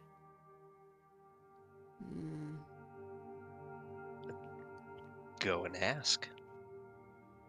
Oh, fair enough. As he marches over, hey, tall, dark, and rusty, down here.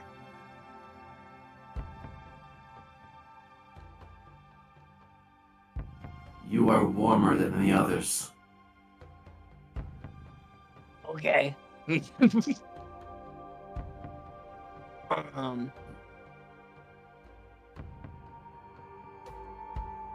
Shit, man, who starts a conversation like that? I don't know what to say. What makes you say that?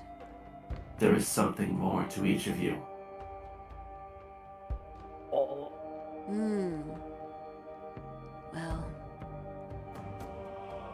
suppose there is something special about us. Your brighter face obscures your darker masks. We see through you. If you're gonna unpack my trauma, buy me dinner first. We feel a kinship among you. Well, I think it's better to do this on level ground as opposed to a difference in power, don't you agree? We do not hold ourselves lower or higher than yourselves. We simply are.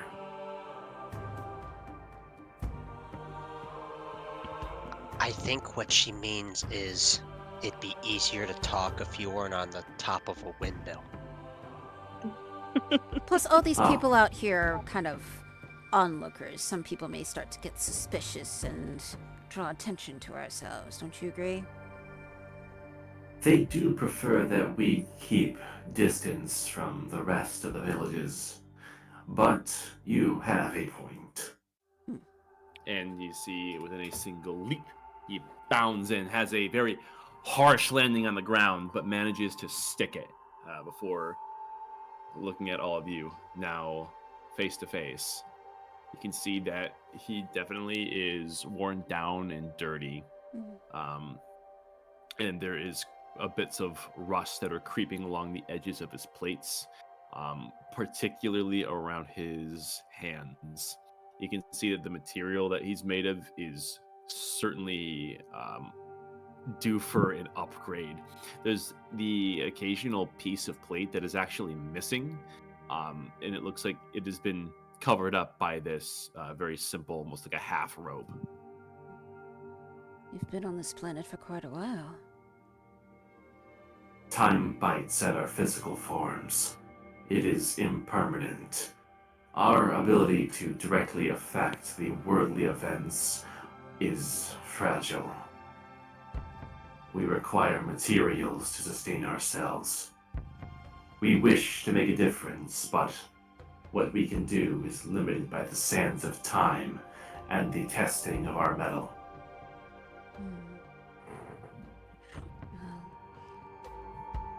Don't suppose you'd have much in the way of coin, though, would you?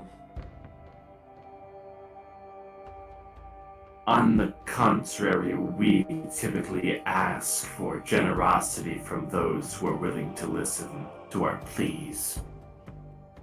We cannot offer much, but we could offer camaraderie, should you find the means to give us some sustainability of our failing forms.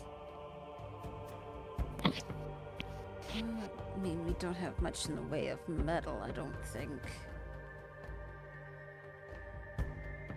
There are those who sell building materials which would be suitable to repair that which has been lost on us.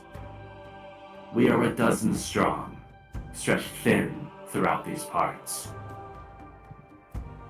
Should you show benevolence and assist in us, we would seek to assist you.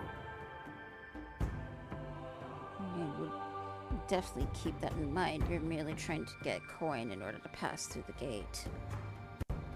We have things of value to trade, but no one with the money to take it. Oh, hold on. Well, if our plan works, we won't need the coin. I think we can help these guys out. I'm with Cobweb on this one. Are you just looking for, like, building materials, or...?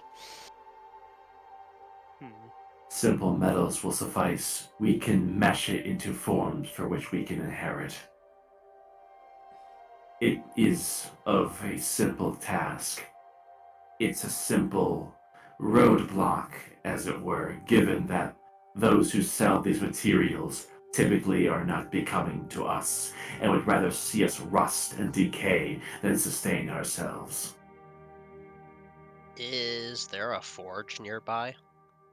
There are several dotted throughout the immediate land masses, yes. Statement. That was a question for the DM, I'm sorry. Well, Whatever. You have your answer either way. Same different, yeah. Hmm. I guess Kraken will just take off and look for a forge. On the current island, people are very sparse here. It's a series of windmills. It seems like some grain is brought here to be processed. There's a few like stone huts that are like half in these little cliffs, and you spot 2 other warforged that are laying low and seemingly conserving their energy. And one of these stone buildings does have some bellowing smoke, and you do recognize this as a simple forge. I guess, yeah, Kraken will. I'm assuming it's like open. Yes. Like business, I could just walk right in, and Kraken will go in and try to get the attention of somebody who looks like they're working there. There's a dwarf there, who has some like leather paddings and a pretty impressive series of tools that are strewn off of a hefty belt. And whenever he moves, all the tools clatter together.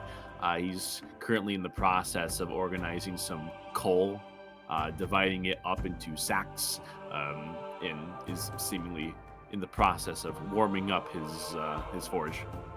And you do wave him down, and he looks up. Excuse me.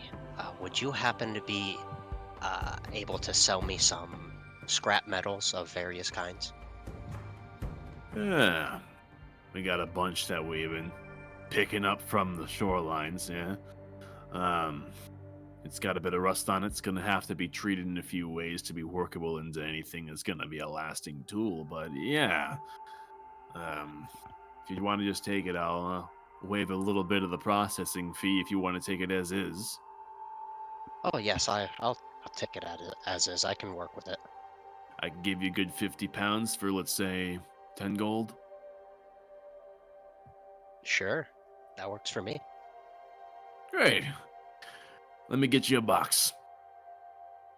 And he quickly shuffles around his little small, like, half-wall shop, and he has a open top crate that he piles a series of metallic scraps into. You can see they're largely the same material. They're twisted and rusted.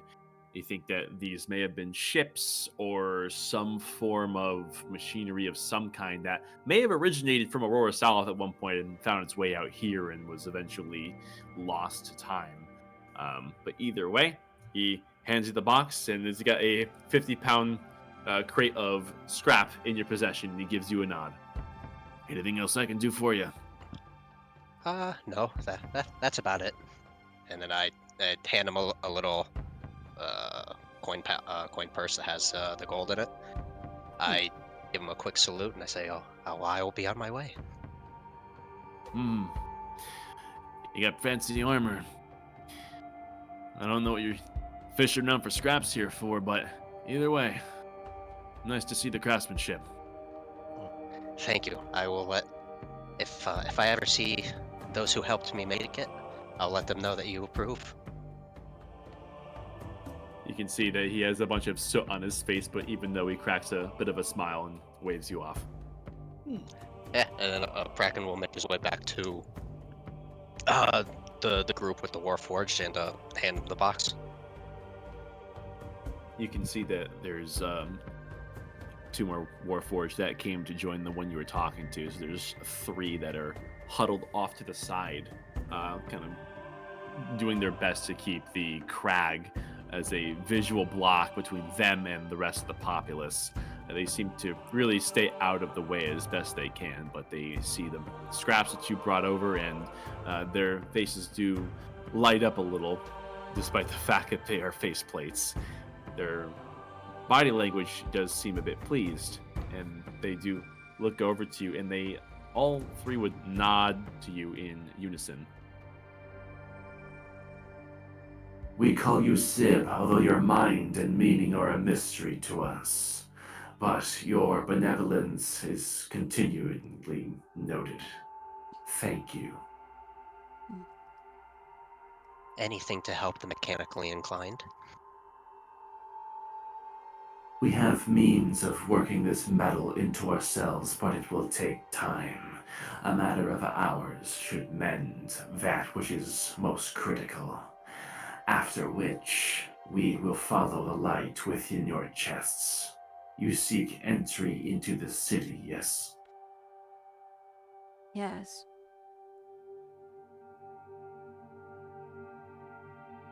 While we are seen as less than living things, we are beckoning of attention. There are those who are like us, however less awakened, who resort to more violent tactics in a mute attempt to enter the city for themselves. We can stage such a fight. We may lose numbers, but we owe you a service, and we intend to fulfill it as you have fulfilled a promise to us. Thank you. Well, I tell you what, you didn't actually give us your name. You just sort of referred to yourself as we.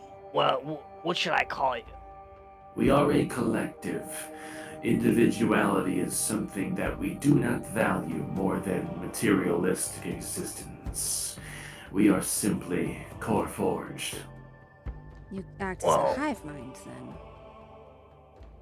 We share a connection amongst ourselves and with Helios. The great machine is benevolent, although those who inhabit its shell are less understanding. Well, I tell you what. To augment the body to further suit the desires of the soul, in my eyes, is honorable. I sympathize with your plight, sir, but what if you didn't have to lose anybody during your little riot? What is death to you is to us merely an oscillation. We do not fear the interval of darkness. Well, yeah, but it's for sure gotta be inconvenient. More boots on the ground. Should you wish to alter this proposition, we will follow it to the best of our ability, provided it gets you to where you wish to go. Well, I mean, just a little change, alright? So, when you have your little riot, as soon as the Popo shows up, I want you to take this, and he's going to set the bag bomb in his hands very carefully. Don't jostle it around too much. Bruh. Is this the suffocation powder? This is, in fact, the sneezing bomb. So you are arming Warforged who do not need to breathe with suffocation powder. You have a very lethal combination in your hands now. Well Fantastic. Fantastic. Okay. As soon as the Popo shows up, use this to cover your escape. We could use a man on the outside. You see that he takes it and he just gently kind of caresses the bag and gives it a bit of a way, and as if that's all he needed. He sort of understands what this is and what its intention is, and he gives you yet another nod that's mirrored by the other two. Ooh, also, sorry for cutting you off, but don't throw it at anyone. That will actually kill someone. Bruh. Understood. Should our bodies fail, it will only serve your greater goals, but we will ensure that the mortal forms of flesh and blood are not harmed in the process. A little harder to replace. But you were saying? You see that there is a bit of a communion among them. It seems as though they are finished speaking and they simply look over to you with blank stares, awaiting the word, more or less. Well, I mean... Anything we need to do out here? I mean... The sooner we can get inside, the better, I think. Then we will begin mending our forms immediately. Preparations can be arranged within a matter of hours. Meanwhile, we can try to push all this stuff onto someone. I suppose we'll know when the distraction is going on. No, now that I think about it, I might be able to find the materials for the true seeing spell. Well, by that I mean materials to make the material for the true seeing spell. Need what? 25 gold pieces for the ointment to be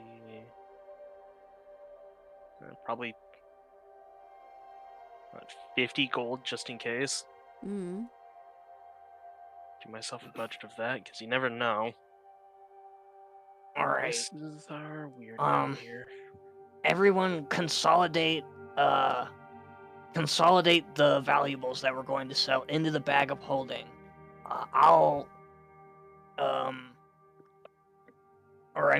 I guess if you wanted to go try to find a buyer, Dagny, that'd be fine. Meanwhile, I will attempt to find a less reputable buyer. The prices might take a hit, but also they don't ask questions. Fair enough. All right. You gather your things and prepare to head off to find sellers of various reputation, and the Warforged give you a bit of a nod off before you leave. Our paths diverge temporarily, but know that we have no distance between us. We are coterminous. Okay. Damn. I'm not gonna lie, that half my day is We stuck. appreciate this, guys.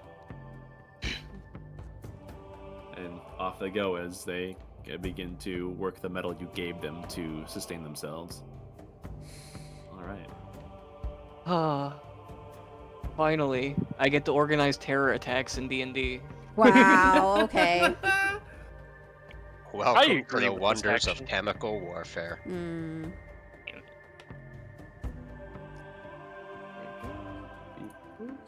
Don't throw this at someone. It will kill them. All right. So just so I have the story straight, Cobweb is looking for some more shady sellers, and who's going for the more general seller? Me? Okay. And Start I guess with you, Dagny. I guess we could split the party between us if anyone else wants to go. Since I'm the squishy one, I need the toughest looking person with me. Oh, I guess that I'm might be going me. with you then. Okay. The urge to just be like, but I'm going with the other group. Alright, I'm with you, Dagny. Yep. All right. And as for Dagny and Erithal, you are looking. What exactly are you looking to sell here? If you can give me a list. I do believe it was the diamond that Cobweb found. I thought we were gonna keep that. Did we? Well, we were on the fence about it. I guess we should decide. Would you like gold or a get out of death free card? Yeah, that's fair. Well, that's fair. if I remember correctly, didn't you guys already have a I have a 500 GP diamond that we got like ages ago. I mean, if Yeah. the two of us die, at that point, shit's already kind of fucked. Yeah. Because But I think Revivify doesn't it need like It's 500 or something like that? 300. Revivify is 300. Raise Dead is 500. Okay. I say we keep the diamond. I'm not gonna lie. Yeah. We've think already it's got just in the emerald case. shards. We have the books. Yeah. You know, God forbid something happens, you know? it shouldn't be too hard to sell the show and get a decent amount. Okay, Well, In worst case scenario, we have magic items that we just never fucking use. yeah. Yep. This is true. We've Looks at got my a inventory at the fucking mobile goddamn block. armory in the goddamn bag of holding. Mm-hmm. So for the objects you do intend to sell, just paste them in chat, just so we have that there. Like All not just you two, but also for Cobweb as well. Mm. I guess question. Oh, you cut out. Possible answer. What'd you say, Shin? I think. I think she died. She might have like cut out. fully. Yeah. Ah, what? There you go. There we go. Okay, we didn't hear anything you said. Speak it. Ow, and I can't do anything about it. Okay, yes, I know. Thank you. I know, Eric. Yeah, Eric, I think that might be why she Actually, cut out. How expensive? Because I honestly just don't know. Is dragon material? Worth a pretty penny if you find those who are willing to buy, and yeah, it's not really known as of yet. Okay. If I remember. Oh, wait, no, that's from Cobweb's personal stuff. Never mind. Because I'm sitting on a fuck ton I of it. suppose I could sacrifice, with a heavy heart, the golden schnoz of legend. I can give up the wand of sneezing. Unless was that seized at the other place? No, you got all your stuff back. Yeah, we got all Okay. that stuff back. Yeah, we got it back when they went. I to just the... remembered I was questioned on a sneezing attack on a politician. Yeah. Alrighty. So. Okay, well, I guess I can donate that. I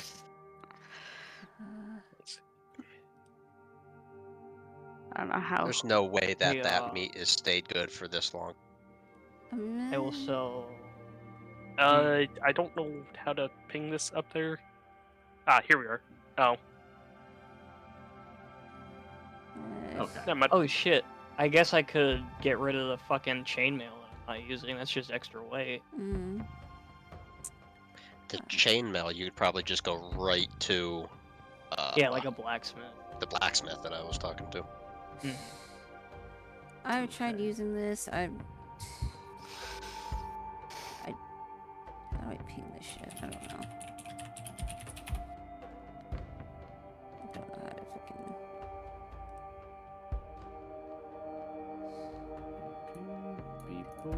fucking. Kraken has nothing to sell. Unless you want an extra 1 gold for this regular ass hammer he's got. Fantastic. I don't know what that's gonna do. Because this thing has just not worked out for me, so I'm just getting rid of it.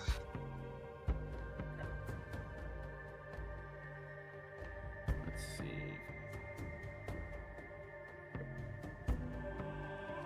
Oh yeah, every time you've used that, they've been fucking immune. Yeah. That's like one of the worst feelings, to have something that's like really good and they either Yeah. like succeed every time or you miss or whatever. I mean, you've been using it on like constructs more or less up until this point. It depends on like what part of the world you're in, what you're fighting. Yeah. Oh, I forgot I even had that.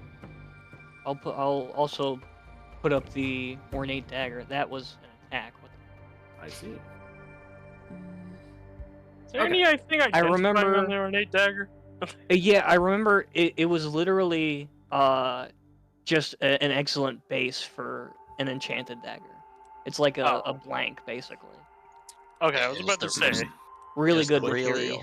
The really fancy dagger that you found in like the vampire lair in the blood mansion. In essence, the grain of the metal is very pure and has a nice alignment, so it is more susceptible to an enchantment versus just your run-of-the-mill forged blade. So yeah, worth a little bit more, but ultimately it doesn't do anything cool on its own volition. And as its current use, it's more of a ceremonial blade. I think you found that in like the underground water place, if I'm not mistaken, where you fought the Aboleth. That was Yeah, the that was start a of Act fucking 2. minute ago. Yeah, man. Oh my god. Okay. Let me see. And we used the emeralds to buy the fish glyphs, I believe, from Jaxel's corpse. Yeah. Fuck it, I never figured out. We never figured out what it was because I never had a chance to identify it because I didn't have the materials for it. So I'm just gonna get rid of that potion of a yellowish tinge that we got like months back. The jungle juice. I believe. Let me hold on. I technically have. If we wait for a long rest, I can cast Identify on it if you really want me to. Do you have the pearl though? Hmm. That's the main thing. No. It's always been like the main thing. We had a pearl, but that person fucking disappeared. So. They are rest and rip. Yep. So. Okay. Go ahead. Get rid of the potion of a yellowish tinge. How about we have Cobweb do the old-fashioned Identify and just have him drink it? Yeah, I'd rather not And because just- we don't know and what figure it's out gonna what do. happens I'll just take later. a sip. I'd rather. I'll skim the bottle and I'll run a lighter over it. They won't know the difference. Uh-huh. Shake it up and just taste the froth. Just taste the front. That's foul. Okay. Reminds me of Eric's campaign. We started popping potions. Oh yeah. Oh, we were popping potions in his campaign. Yeah. Eric essentially led us into like a discount shop that had like a bargain bin. Nothing was labeled, and you just kind of like fucked around and found out. And Brandon It was could only like- talk in cat puns. No, that's from No, the that magic was item. I that was bought the the item. thing. Yeah. Yeah. It was pretty pawful. It Oh my was. The whole session God. was a catastrophe. Shut Oh, no. up! Death penalty. Eric, he's There- making cat puns again. There was a bargain bin of potions that were like Huh? a copper each, Oh, I'm sorry, and is we that all annoying? just bought like 3 or 4 of them for no apparent reason, just to see what happened. Good lord. Okay. Let me get a full tally here on what we intend to sell. Get this, that. Like, pretty Can we sure sell one of Kraken? them. I'd probably be worth a lot, Mm, but no, like out of everything I have, I'd probably be worth a lot, if not just for material Well, components. that's infected. Yeah. Dude, they just fucking they pirate all your armor off. It's Seagull like when style. all the adults turn into pigs in the beginning of which Studio Ghibli movie is that, where they just start Alright. eating it all? They're just ripping I'm apart gonna my reel it armor back and here. everything. Yeah, So, the two groups, let's see here. For whoever is leading each group, go ahead and just roll perception with advantage, because you got your buddies with you. got it. Gotcha.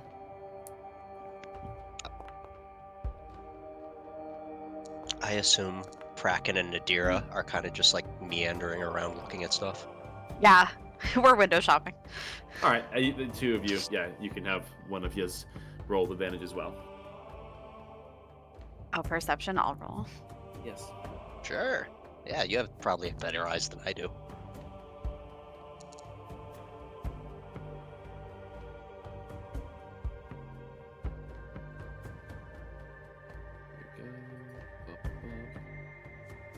Okay. Give it your DM just but a moment. Mhm. SMH. Making us wait. What the fuck was this guy's name again? Just me and Nadira. I don't think you named him. No, he had one. Ah, that's it. Cool. Me, Kraken and Nadira are just making like awkward small talk with lots of lots of long silences in between. We're just trauma dumping in between. All right. As for Dagny and Erithal, this does take you some time, and with the word of the Warforged, you do have quite a time window here to spread around on these local islands and try to find somewhere that would be best suited to sell all this stuff to. Let's see here. Beep boop. Scroll through all this shit. Okay. And you're looking to sell the potion with a yellowish tinge, The one the wand of, paralysis. Yeah. wand of paralysis, and anything else? Wand of Those two? sneezing. Wand of sneezing. Mm-hmm. Okay. Well, that's gonna be so you buy it. suspicious. You see, there is a tabaxi who is working something of an alchemy shop, mostly selling just herbs that are locally picked and treated in some way just for longer term storage. And you do present the potion for which they do take some time to try to get a price on. And they give you a free appraisal on it. You can see they give it a swirl and hold it up to the light. And they put it in this potion bottle holster where there's a series of crystals that shine light from under it into it, and it glows brightly. There's a series of rays that come out from under it, and he seemingly takes it into account. And after just a moment of tweaking with it, he puts it back onto the counter and gives you a nod. Hi, this is a potion of speed. Very nice. Let's see, I could offer... Let's call it... Understand that my reserves for buying ingredients is rather limited. I do intend to make a profit for sustaining myself out here, understand? I can offer approximately 50 gold for this. Bruh. I kind of look to Arathol. I don't know the first thing about alchemy. I know this is a bit less than what one could expect from a potion like this, but it has been stagnant for some time. And like I said, you may be hard-pressed to find other alchemists out here who are willing to purchase rather than sell.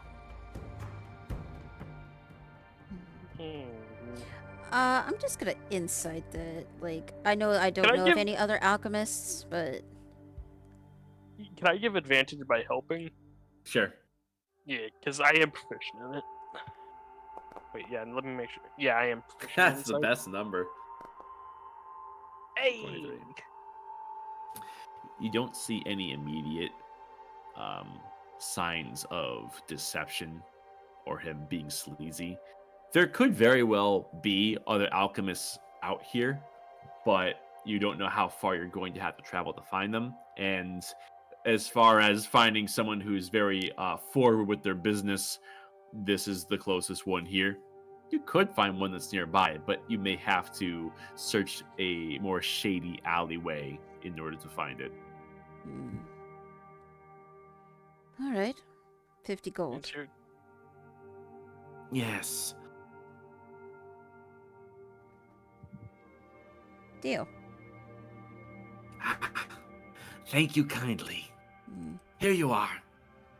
And there's a sack of change that comes your way, and he takes the potion, gives it a bit of a swirl in the air. Just It'll gotta take some work, but I may be wait. able to spruce this one up. Wait. I'm just gonna double check the coin, make sure it's legit. Oh, by all means. Take as much time as you need. Make sure I got it right. It's because he's a tabaxi, isn't it? Just generally. Fuck, man. You take some time to count the coin, and you have 50 gold pieces that are in the bag. All right. It's a pleasure doing business with you, sir. Likewise. I do hope to see you again soon. Or not. Perhaps that will get you into the big city. Maybe. That's half ahead. Right. All right.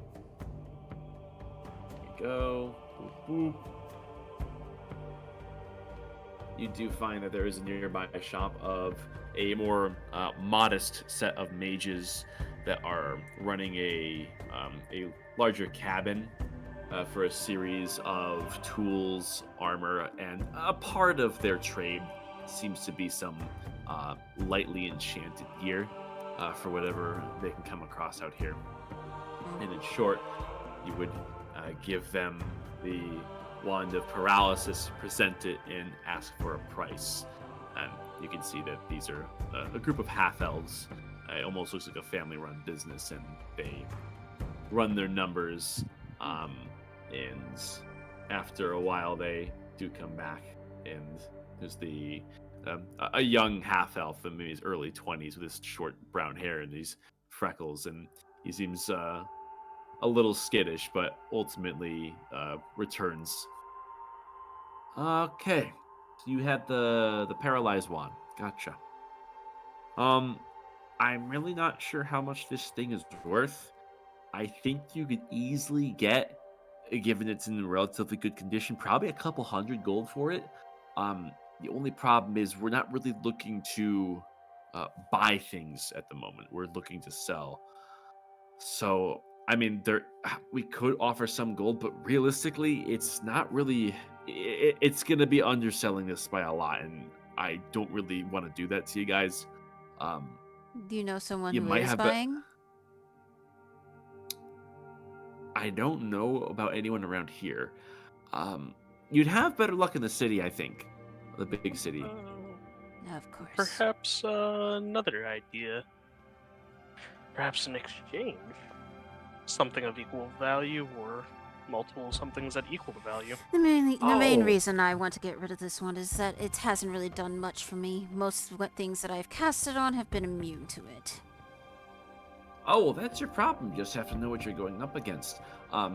Most stuff that's not really made of like flesh might have a stronger chance to be resistant because they don't really have like nerves like us that can lock up. So if you use it on a person, like if someone's coming at you, then maybe that's a better use. Where do you usually travel, if you don't mind me asking? All around. Oh, okay. So it's kind of a toss-up then. Well, Yeah. I don't know. Maybe it's just the areas you go in. But yeah, let me see what I have. Maybe we can give this in exchange for a different wand. I would Well, it's prefer your that. one, Dagny. There we go. All right. Bro just said learn 3-head. Let's see here. Beep boop bop. Womp. He eventually comes back with a very similar looking wand. Still in this nice little wooden box that has the family crest of the business. It's a little windmill, and the 4 blades on the end kind of have these wispy ethereal trailings off of it in this light blue paint. And he opens the box, and it's again a very similarly shaped wand. I think this may have been made by the same mages, but this is a wand of magic missiles. Now this is pretty much good for anything, whether it's construct or humanoids. It should work for everything. Unless they are a mage, they may be able to shield themselves. But yeah, this might be better. Sounds more up your alley, too. It definitely is. Alright. If you wish to call So, this one trade. Yeah, if you wish to call this an equivalent exchange, I will take this wand of magic missiles. Sure. Yeah, it's well used, but it's held up very beautifully. So we take good care of it. Of course. All right, here, all yours. Thank you. And I'll add that to your sheet as you exchange your wand of paralysis for a wand of magic missiles. Beep. Boom. And there it is. Thank you. Anything else you guys are looking to sell around these parts? What about the wand of sneezing? Or did we get that to the other group? You can present it to these guys. If you want. Yeah, I'm not gonna. Yeah, I'm gonna show up to him, but I'm like in character saying, "Yeah, I'm not going to pretend to not know what this is. This is what I've been told is a wand of sneezing. What could I get this for? What could I get for this?" That's great. Oh man, I had one of those when I was little. Oh, I got grounded for 2 days once because of one of those. Actually, it's kind of cool. Yeah, my brother's nose ruptured because I used it too many times on him. So Oh god, that can happen. Wait a minute. They manufacture this as a children's toy? Are you joking? Hold well, on, you no, guys it's not remember- really a toy, but I used it as one. Do you guys remember the Sneeze assassination? I think we found the guy. I think this is him. Now, if I... Never mind. I'm gonna go ahead and check if there's a logo on that watch. Nothing like that. Hmm. I'm like, wow, this one is old too. Dang. I'll tell you what, my dad's probably gonna be really PO'd if he sees one of these come onto our shelf again. So I probably shouldn't, especially if I'm the one that took it from someone. But hold on to that. Honestly, like, that's a wall piece right there. Huh, I didn't know it could do damage if you use it enough on someone. That's it's a little scary. Yeah, especially that one, the way they manufactured it. There's material. That's some really nice material. I don't know. Wow, I don't know where they got that. But yeah, especially that one should really hold up. Like you could just kind of keep using it. Now that I know this information, I'm going The to hold on to this. Mancer. The sneeze mancer. You're now a low-level What? booger mancer. Congratulations. Oh, man. Why is that the theme of this episode? Fuck. Oh. Sneeze warfare. All right. Anything else that you guys looking to sell? Nope. I think that was about it for us for now. Yeah. With that, you conclude your business. Meanwhile, Group a la Cobweb, you were looking for some more under-the-table business ventures, correct? Yeah, basically, Cobweb is moving through the seedier areas, looking for sort of a tell, basically, that someone is looking to fence goods. You check a few of the farther outcroppings, and you do spy an entrance to something of a side cave. It looks man-made, almost like a small, shallow mine. You can see that there is a uprooted shrub that is leaned up against this entrance as though to partially conceal it. And you are familiar with tactics like this, which is why it catches your eye. And so you part the shrub, and you can see that it's a series of dark, winding tunnels. However, there is a faint smell of candle wax coming from a certain direction, and you feel like this may lead to what you were looking for.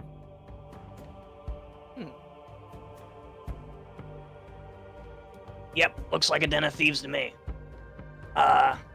You guys coming in, or you want to stay out here? Who came with me, BTW? As far as I know, Praken and Nadira are just wandering around looking at random stuff. Fair So I enough. think Cobweb we're says just this alone. See, Cobweb says this into the empty crowd, realizes how fucking stupid he looks, and then goes inside silent. There's a shuffling in your bag as Tin Pond pokes out from under and gives a nod. Well, look out! This is not a place for kids. Just wait for my signal. He recedes back into your bag, collapsing into his essentially teapot disguise. His Bakugan form. Let's go. Yeah.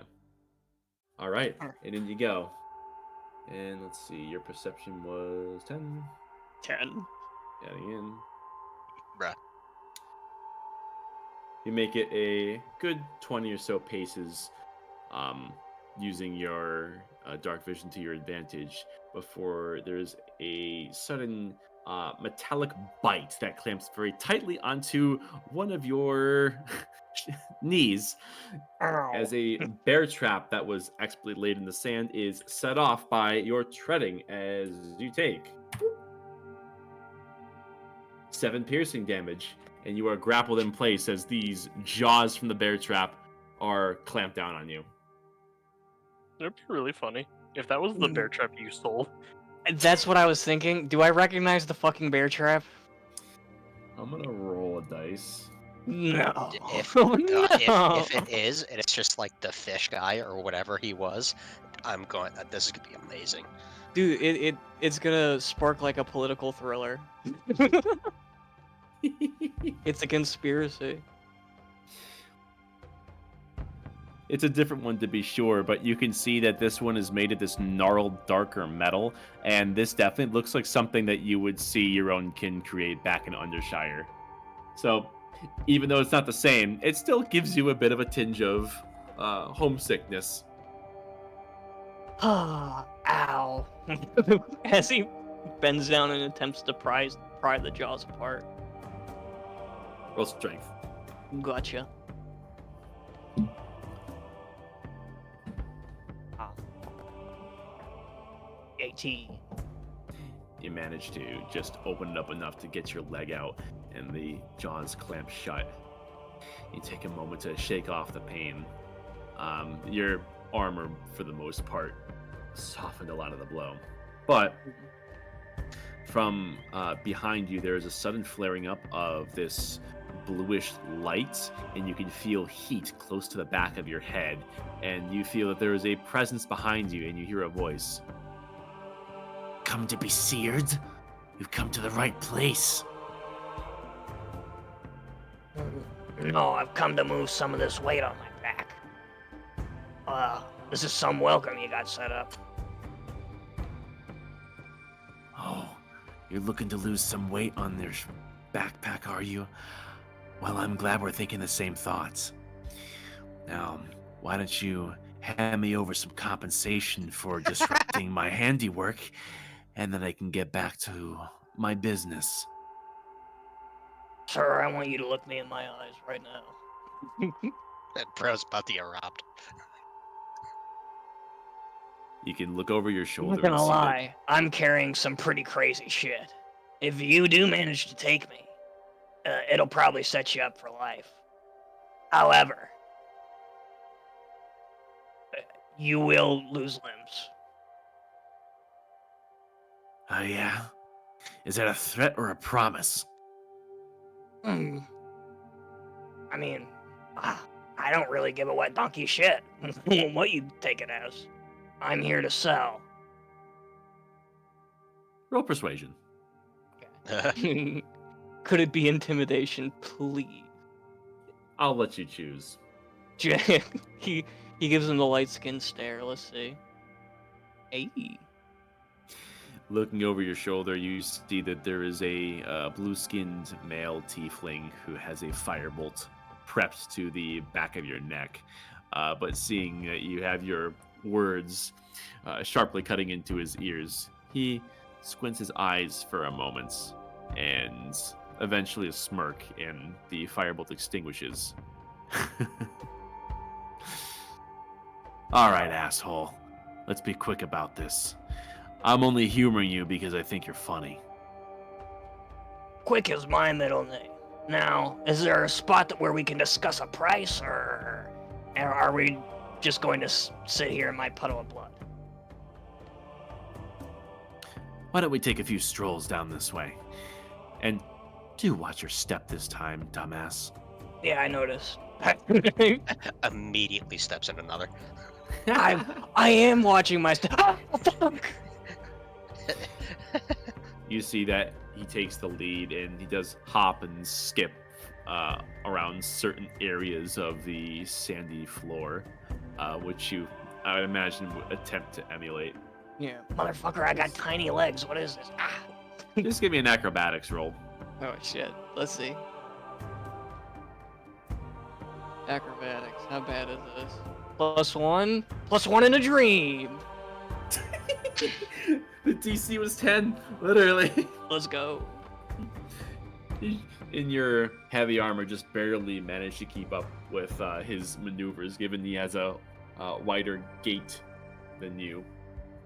And eventually there's a small underground home, and you can see that there is a campfire that is emitting this deep blue flame, and this blue light is cast throughout the entire enclosure. And you can see that there's a bit of a scratching you hear on the walls above you. And you look up and you can see that there are these small little spindly creatures that are moving along the walls. and you can hear the occasional flapping of wings, and you see several sets of tiny little eyes that are piercing the darkness. And you do make them out that these appear to be tiny little imps that are housed in here. Gross. All right. Welcome home. So, what do you got for me? Well, I got quite the selection this time around. He basically fans out the chainmail. He offers the ornate dagger, and he also pulls out two thick membranes from the fucking white dragon wings, the leather, just in case, just to see what they're worth. I see. Here we go. You can see he pries at the membranes quite a bit, seemingly impressed with it, and eventually looks up at you and just gives a shake of the head. What the fuck? No singing silver? Singing, so are you kidding me? Those are the wing membranes of a fucking white dragon. Are you an idiot? You can't see the fortune sitting right. This is exotic stuff. He picks it up outraged. You came a whole long way to not sell your shit. Listen. Trying to get something for someone I have connections for, and singing silver's in high demand. I suppose I can humor the membranes, though. That come off a dragon?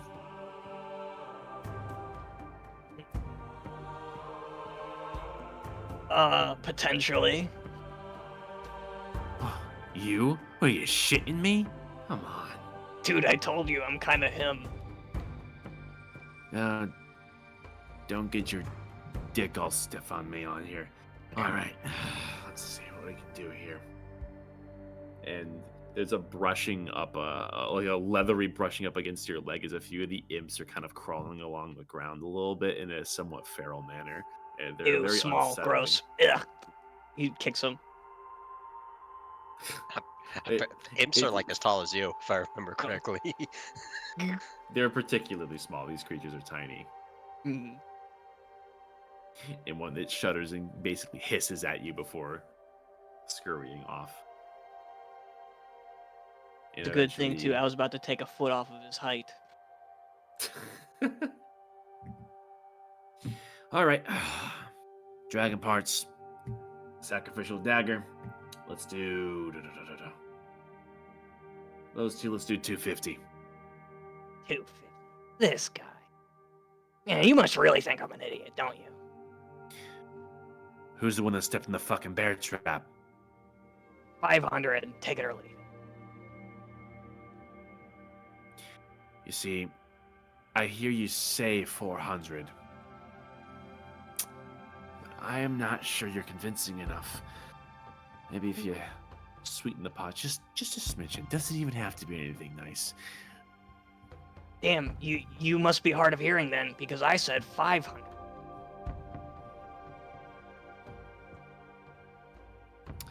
He gives you something of a hard stare and grits his teeth a little. Roll persuasion. All right. Oh, let's see.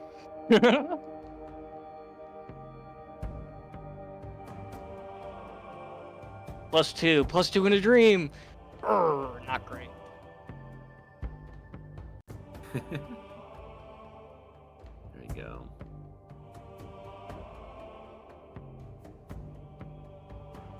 He kind of scoffs. Oh, that's right. You must be a little slow, aren't you? Well, I know what you meant. So, you meant to say 350. I understand, right? I'm glad we're on the same page. 350. Asshole. Cobweb starts rolling up the bag. Yeah, okay. All the imps slow their innate crawling, and they all just sort of like begin to stare at you. Didn't ask, don't care. He continues to pack his shit up. You really are stupid, aren't you? I prefer stubborn. Fine. Be like that, dickhead.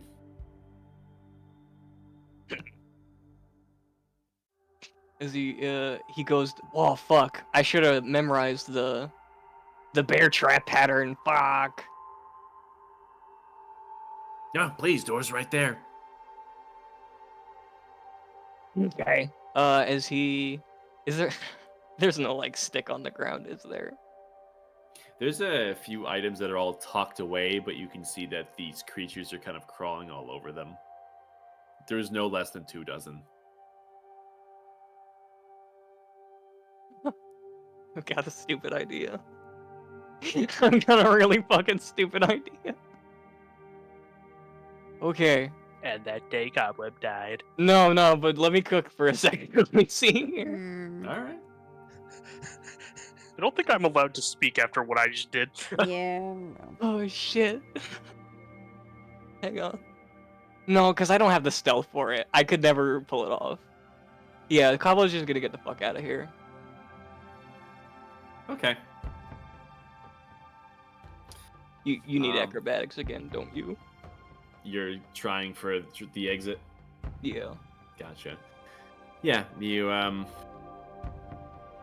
definitely have this guy pretty much just done with your shit, and you begin your motions to go a ways down, and there's a fluttering on the ceiling as the agitated imps watch your leave.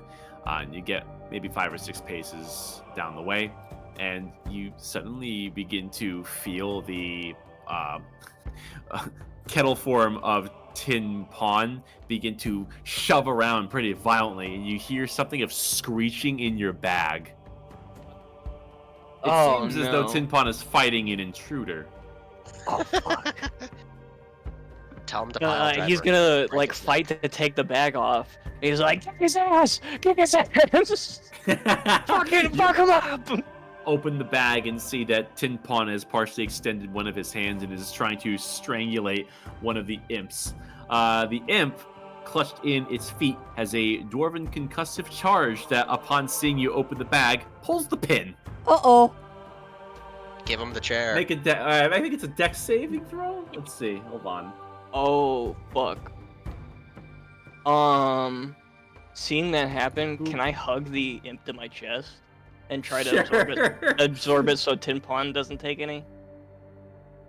I mean, like, it's a concussive charge. It's in the radius, so yeah, that's just make a dexterity saving throw. Okay. Let's see. +1 in a dream. Hiya! Ah, hell yeah. There we go. Beep, beep, beep, beep, beep, beep. You succeed. You're taking half. What type of damage is it again? Thunder damage. Thunder damage. As a reaction, I'm going to absorb elements, absorb the thunder into my fist, and further have the damage.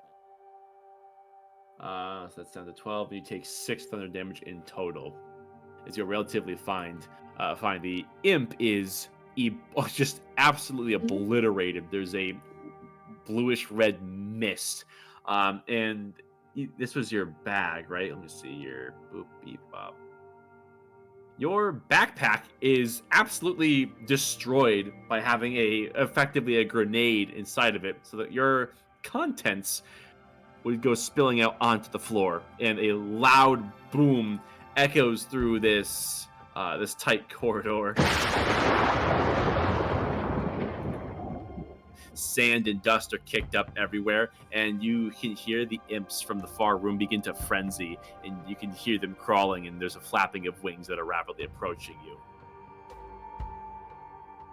you. Okay. Everyone in this cave is about to die. Only I am leaving this fucking cave. This bastard. This. Oh. Is Tin Pawn okay? Tin Pawn. Let's see how he does on the saving throw. You should have full act. Do you have? You should. Have oh full shit! Yeah, let me see. You do. Have him make the dex save. Oh. Failure. Yeah. He takes the full Failure. 25 damage. That's not great. Here, let me. Shit.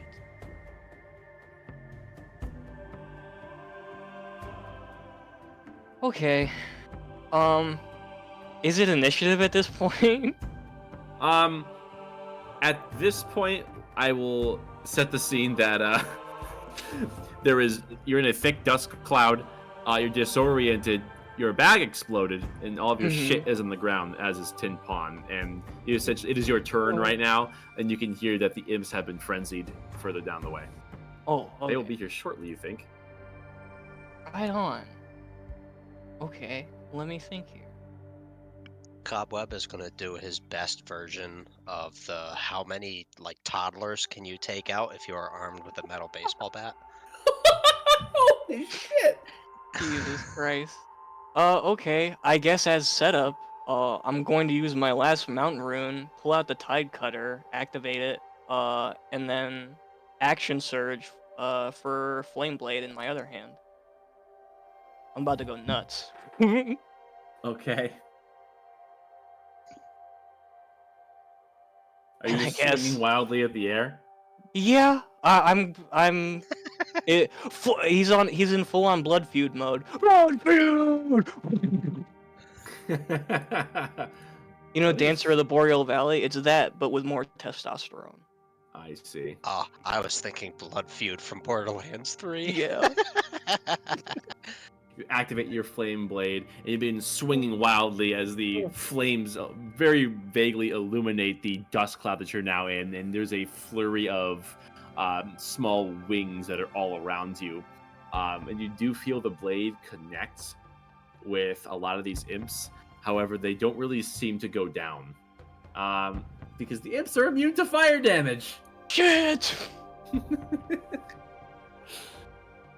Anything else you're doing?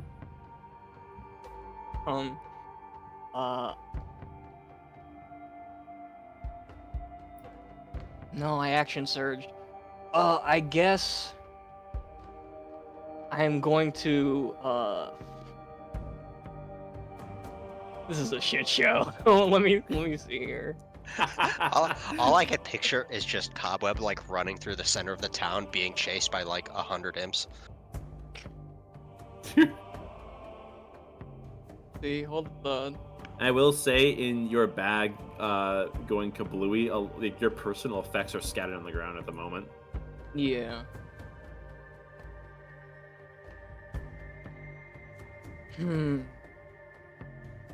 It's unworked stone all around me, right? Yeah, it's like a mining tunnel. Right.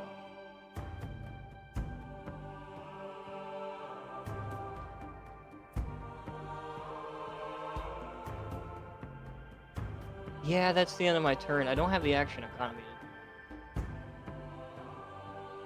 That fucking gif.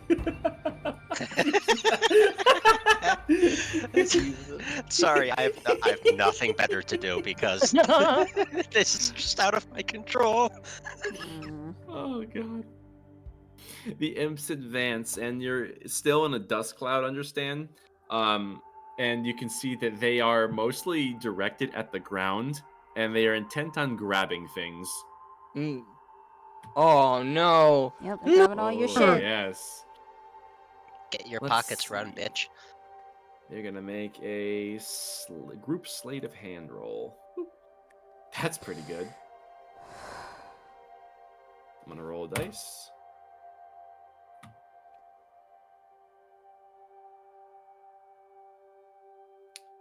Okay. Okay. Beep boop bop.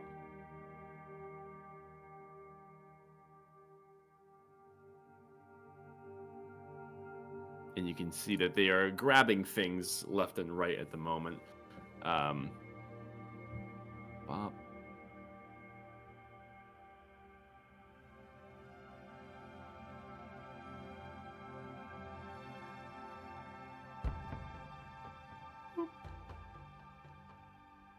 Cool.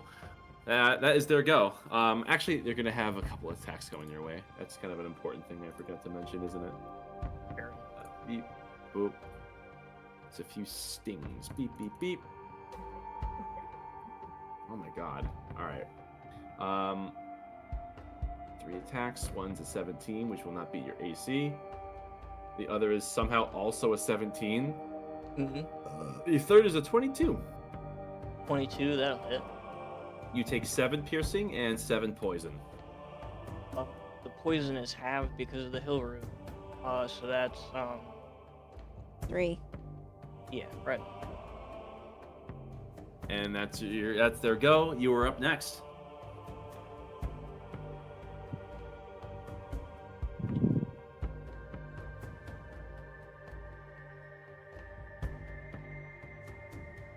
Okay.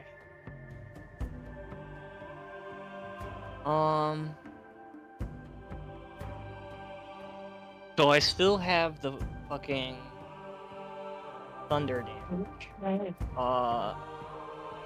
But the loud noises is what frenzied them in the first place. Fuck. Let me see.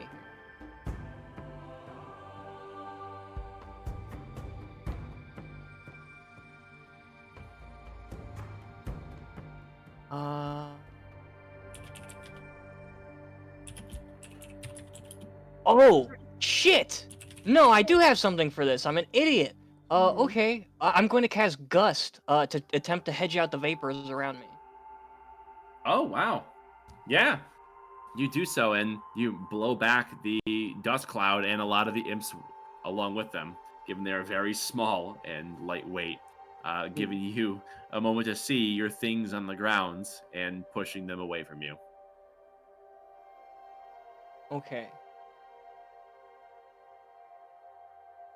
I guess. I'm going for the dragon leather first and foremost. Is it still on the ground? You Or do is see it in... Is it currently being carried away by one of these little crackheads? No. Okay. So... Plus my hands are full. I'll put away the tide cutter, grab the dragon leather, sling it over my shoulder, and I guess look to see if Tin Pon is still alive. See that he's alive. This is swiftly becoming not worth it. Yeah, let's get the fuck out of here. All right. You're quickly getting out as quickly as you can. Let's just get one more acrobatics roll from you to see if you can dodge the bear traps again. +1 in a dream. Oh, fuck. You get most of the way down, and then there is a snap of jaws once again on your other shin this time. You take 10 piercing. However, you're not pursued this time, and I'll say for brevity's sake, you're ultimately able to get free, and with your stuff now held in both hands, you scurry out of this cave. Mission failed. Alright. Well, I didn't lose the bulk of the goods. It's just the fucking... He took my chainmail, that son of a bitch. Who trains an army of imps? This is crazy. It's like the people who like want to do I want to make an army of squirrels or whatever. Damn. It's that guy. Taking a census of your items, your backpack exploded, so you now need a new way to carry all of your shit. However, you appear to be light one hand axe. One of your other explosive charge has gone missing. You're not sure if maybe that detonated too, or if they took it. Either way, it's not among your things. The strange dagger that you had laid out to trade is nowhere to be seen. And most tragically, it appears that you are no longer in possession of the golden schnoz. Bruh. You really fucked up. You have been robbed by a cloud of imps? You really fucked up. You had one Damn, job, That's man. crazy. That's One crazy, bro. job. I'm gonna set a Awakening fire at an the angel entrance. of death. No. Losing a nose. That's fucked up, dude. You No, really fucked up. No, for real though. I'm gonna set a fire at the entrance and smoke them out. What, you goblin's fire? What is this? I'm literally, yeah, no, I'm gonna do that. You would Okay, take so the, here's how I do it, just so I Yep. don't get caught. Okay. Mhm. I'm going to go outside, gather like a beaver, you might say, large fallen branches, drag them into the center basically, so the smoke moves up and into the other chambers, and I'm going to use control flame to light it, and then I'll continually use gust to basically direct the smoke into that chamber. I'm not trying to burn them, I'm trying to suffocate them. You do so. And in Some short, shit. you set a good amount of smoke into these winding tunnels. You do have this shrub that was covering the entrance, which also is good tinder. And you spend a decent sum of time just applying smoke, and you see it fill up the place, although you don't really see anything come out from the other side. You do think about imps and tieflings and whether or not they're susceptible to being smoked out, or if perhaps there was other exits. You're not really sure, but time does pass and you don't see anything come barreling through.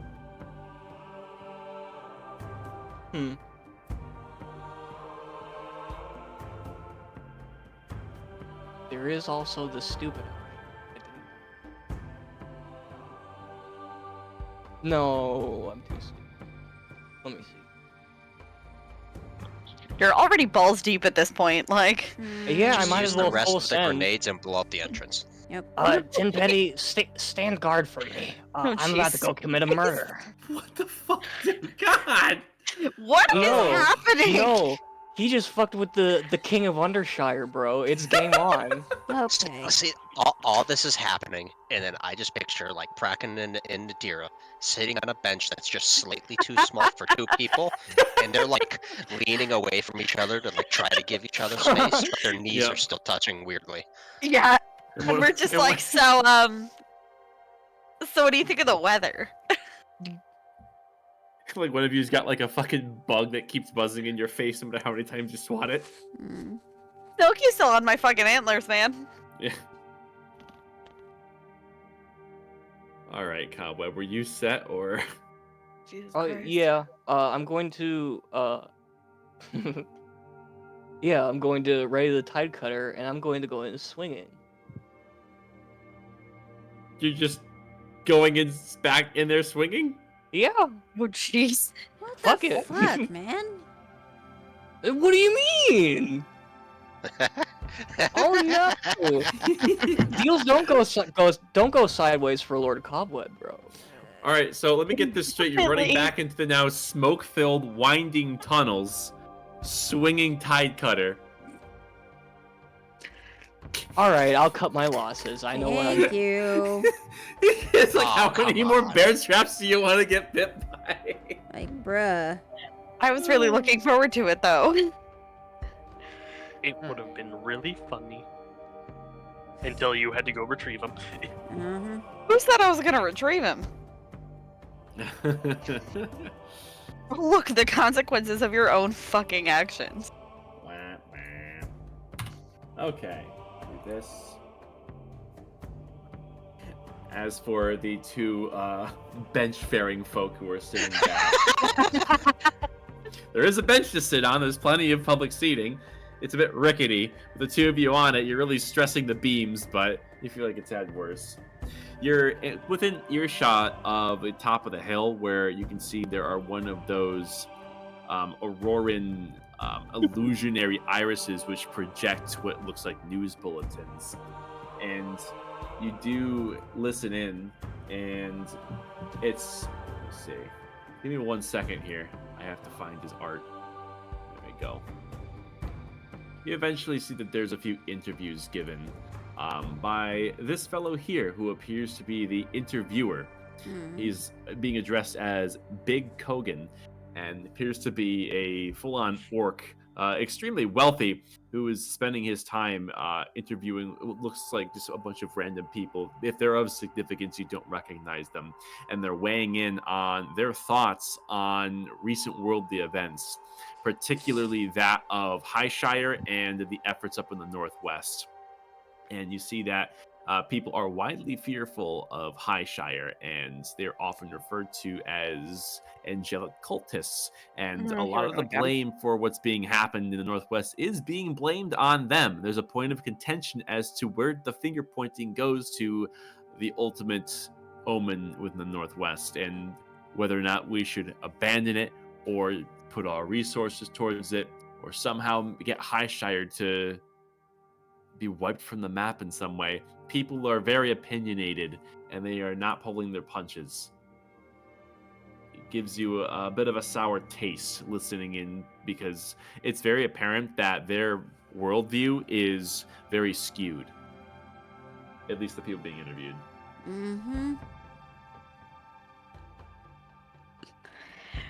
Well, I really hope Dagny does not see that. In short, after a while, everyone reconvenes as a couple short hours pass. Some with change in their pockets, some with no pockets left to put things in. Some with smoke up their asses. Cobweb, you look like shit. What happened? I got robbed. You just hear you just cracking just from the inside of it. Just. Really? I thought you were the biggest. How could you let that happen? Yeah, I guess I'm losing my edge. It's quite embarrassing for you, my lord. Oh, fuck up, alright? I know. Yeah, it's silly. Laugh at the fucking goblin. Yeah, I know how you all see me, you pieces of shit. You and your plus 5 foot and up sizes. This is horse shit. I'm angry. Really? And you have every right to be. What exactly went wrong? Everything. Look at that. Well, for An army. For one, he had like 60 fucking imps on the ceiling. He tried to short me for the dragon leather, but I wasn't taking it. So when I tried to leave, he tried to sick one of the little shits into my backpack. I guess trying to pilfer whatever he could. It got a hold of a grenade. It was just a whole thing. Thought you gave all your grenades to the...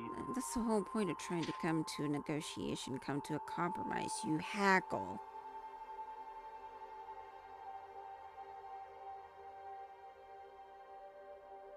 Dagny, these are the wing membranes of a fucking dragon. I'm not going to let him short me. And you're now a few possessions lighter, so really? At the same time, There's some armor that I didn't use. Cobweb. At the same time, they're also trying to make a living out here, so at some point, you have to come up a little bit short in order for them to make their own, alright? I don't care. I don't care. Somebody's that has nothing to do with extra me. feisty. Well, what was he asking you? What was he going to give you if you had taken the deal? He said 250. Okay. Oh, he was definitely shorting you. Yeah, and then I asked for 500. He was just making it relevant to his height, guys. Come on. See, okay. Well, there's your problem right there. You went overboard with it. You don't go double. You try and go half of what you add plus half of what he's asking for. How do you go overboard if you're 2 feet tall? I know I mean, exactly. realistically, even saying 500 is lowballing it by an immense degree. Yeah, what he was trying to do was downright criminal, which I guess in hindsight, yeah. Yeah. And you going to the seediest person wasn't criminal? Well, I've seen a lot of hypocrisy here, short stout. You know, I'm starting to think Who I the probably fuck are you should calling short? Yeah, well, instead of having another extra 250 and adding 300 for us to be getting in there, we're now just 50. And We some have lightly change. toasted asparagus. Yes. Damn, that's crazy. I still have the most valuable item on my shoulder. We can still sell it. The other stuff was basically pocket change. Who cares? Look at you, big boy teethies. She's talking to Why, the thank cat. you. I grew them myself. Jesus. Well, I'm sorry. you're good, Shannon.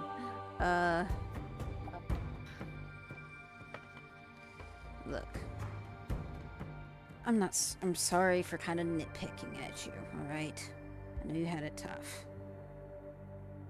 But at the same time, we need some pocket change to be able to move around the city as safely as we can in order to meet the Farseer before we meet with Fulcrum. Yeah, but that said, so you made money. I didn't make any money. What were you guys doing? And he points to the bench crew. Catching up on world news, I guess. World news.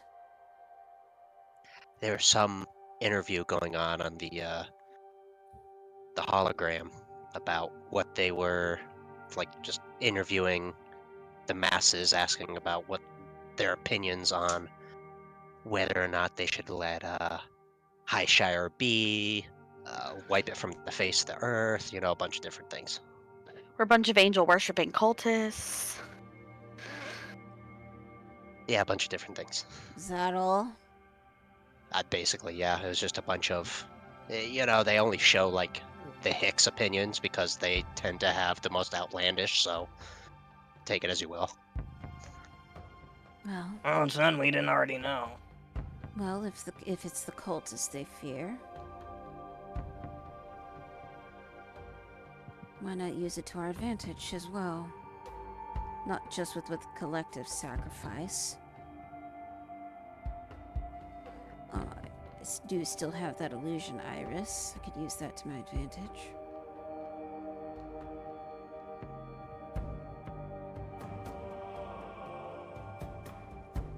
No, Stormy, that decision. But, I mean, have you seen any signs of the collective at all? No, they are. Once they left, they disappeared. Granted, I wasn't really looking, but I'm assuming they're off doing their own preparations and waiting for us to show up at some point near the entrance. Well, if we have no other business around here, I suggest we make our way there then. I'm sure they'll find us.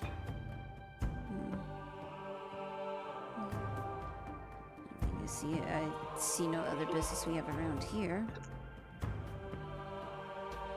Besides waiting. And at this rate, it feels weird to finally rest on my laurels.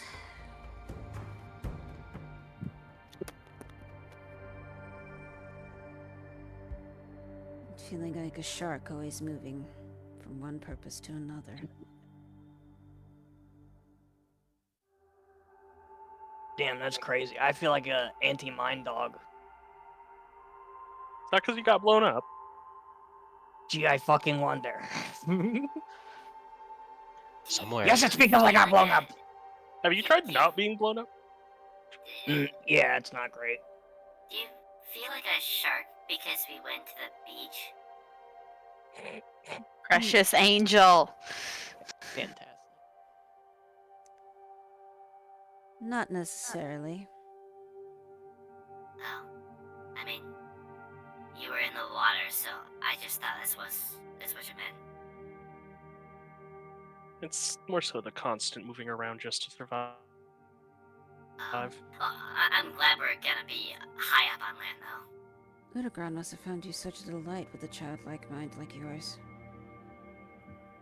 Well, yeah. I suppose as a way of seeing things in a different perspective kind of brings you into focus. Well, yeah, I have 8 eyes. Oh my god, I love him. You My fucking little sister precious. loved me. Yeah, she's trying not to laugh. She just looks up to try not to laugh. My little sisters would love to meet you. Oh, I'm little. So is Cobweb. I thought he was big. What? Yeah, exactly. See, he sees past your deception, your propaganda. Please speak to me. See, Yet because all he's. eyes still see through your bullshit. Oh, that's crazy. See, this is fake news. You see this, Silky? Not fucking Alex Jones the spider. Next thing you know, she's gonna say you're not huge. Are you kidding me? I'm sorry, you kind of lost me after we talked about being big. Okay. Sorry. Jesus. Okay. So are we moving or not? Yes, let's go. People are starting to stare at me. I'm smoking. You're fine. I'll just use prestidigitation to clean them up. Alright.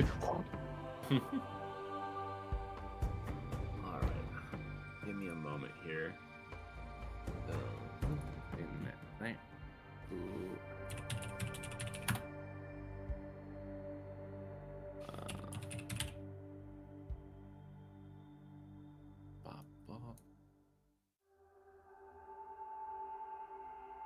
Sweet. You would see not far off there is a gathering of 12 Warforged who are approaching in unison. And you can see that their stride is a bit more graceful. And you can see that there is a contrast between old parts and some new ones that have been freshly worked. And one of them steps forward. They're mostly indistinguishable from each other besides the state of the rags for which they wear. And they look to the rest of the party. We serve the same mystery. Lead on. Yes. Suppose we start making our way towards the entrance. All right. And at your movement, the Coreforged follow. And you begin to approach what looks like a checkpoint that is mounted into the earth. And you can see that there is a number of Aurorans that are stood at entry. There's a small crowd that is gathered at the front. It looks like there's something of a screening process for those who are interested in gaining access. Some go in more quickly than others. It's pretty apparent that some already are effectively citizens and essentially are on leave visiting the Outlands and returning.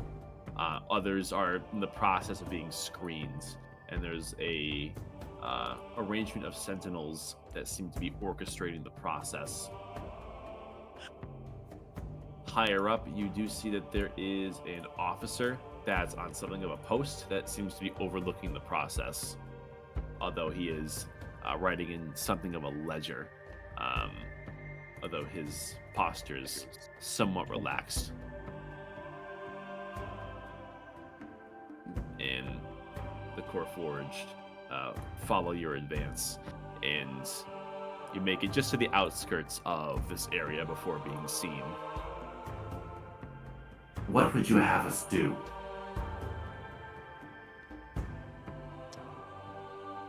Rush the gate. Oh, Well, Cobweb, this was your idea. Sorry, I was disassociating.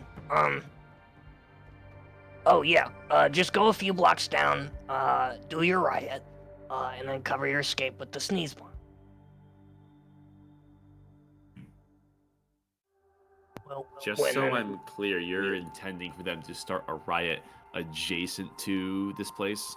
Well, yeah, because we're trying to draw their we're trying to scatter them, right? If you want to try that. They basically, like, the Coreforged are intent on following your directions almost without question.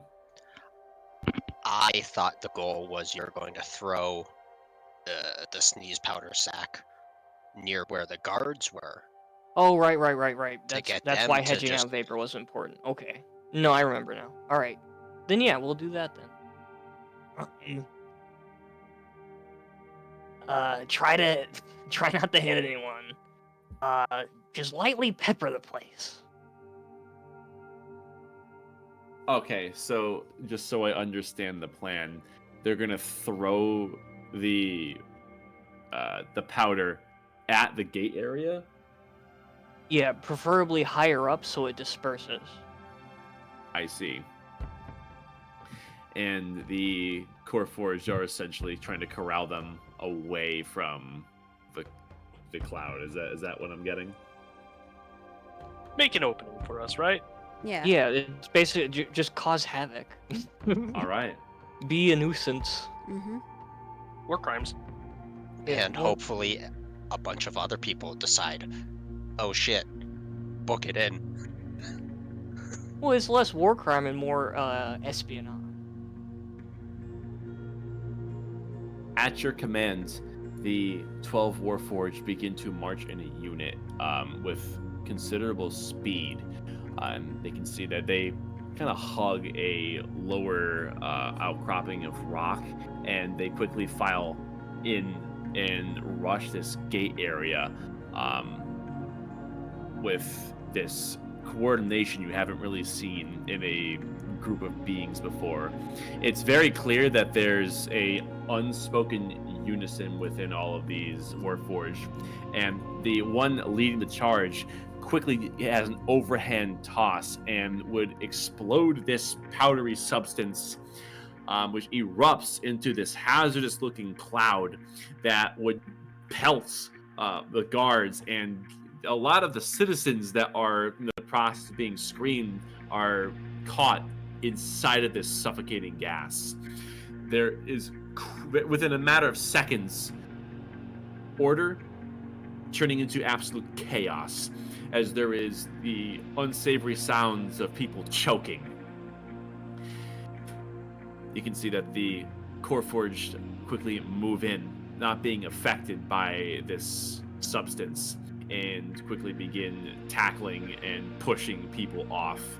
Throughout the haze of this crowd, it's not clear who's a guard and who's just a citizen, and you see a number of people that are hacking their lungs out that come stumbling out of this cloud, and the guards quickly take action, taking wild swings at these core forged, which are seemingly intent on taking the dodge action. And at the moment, there is madness. The officer overhead, quickly closing and shutting his ledger, walks along this upper catwalk, which is out of range of the cloud, and you can see he goes into something of a building that's nestled up about 50 feet onto the rocks. And there's definitely some form of controls, as you can see two large gates begin to close. Oh shit. Time to run. Well, Yeah, we gotta run for it. Oh, Jesus. Okay. I can deal with the vapors. How is everyone else doing? I think my...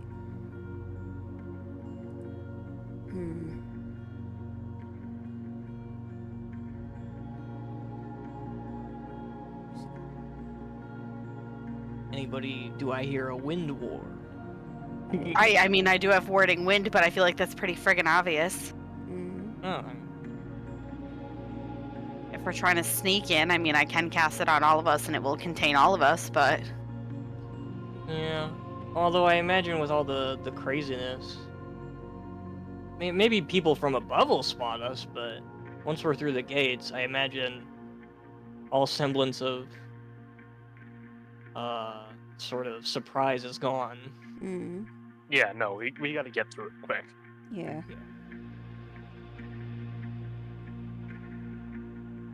They just balls to the wall at that point. Yeah. Yeah. I don't have anything.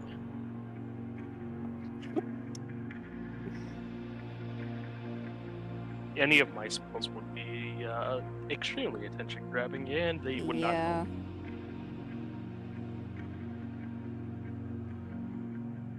All right. Yeah. I guess I'm gonna like gust to basically make a tunnel through. through the gross fart cloud.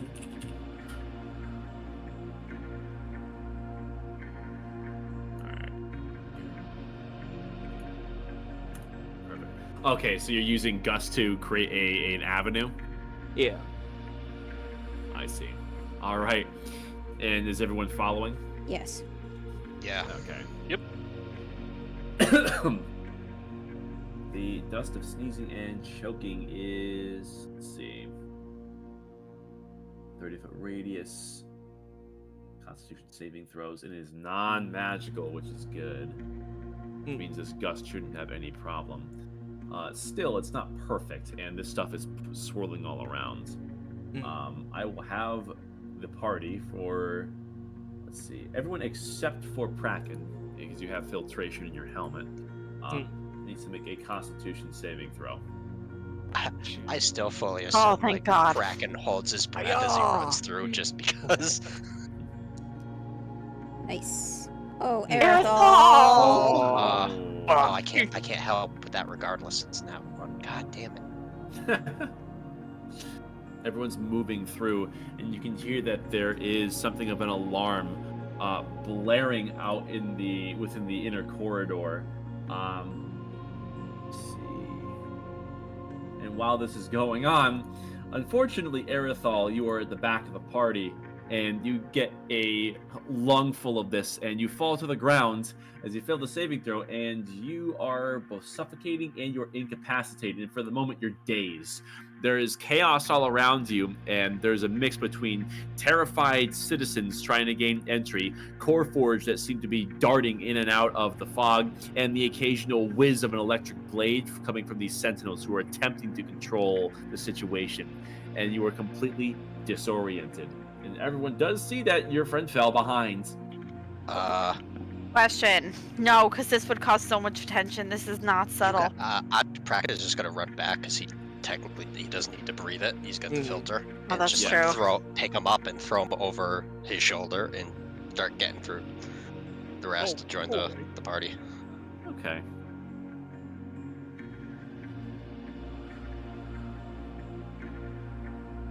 Let's see here. Wow. Just give me a second here. Mm-hmm.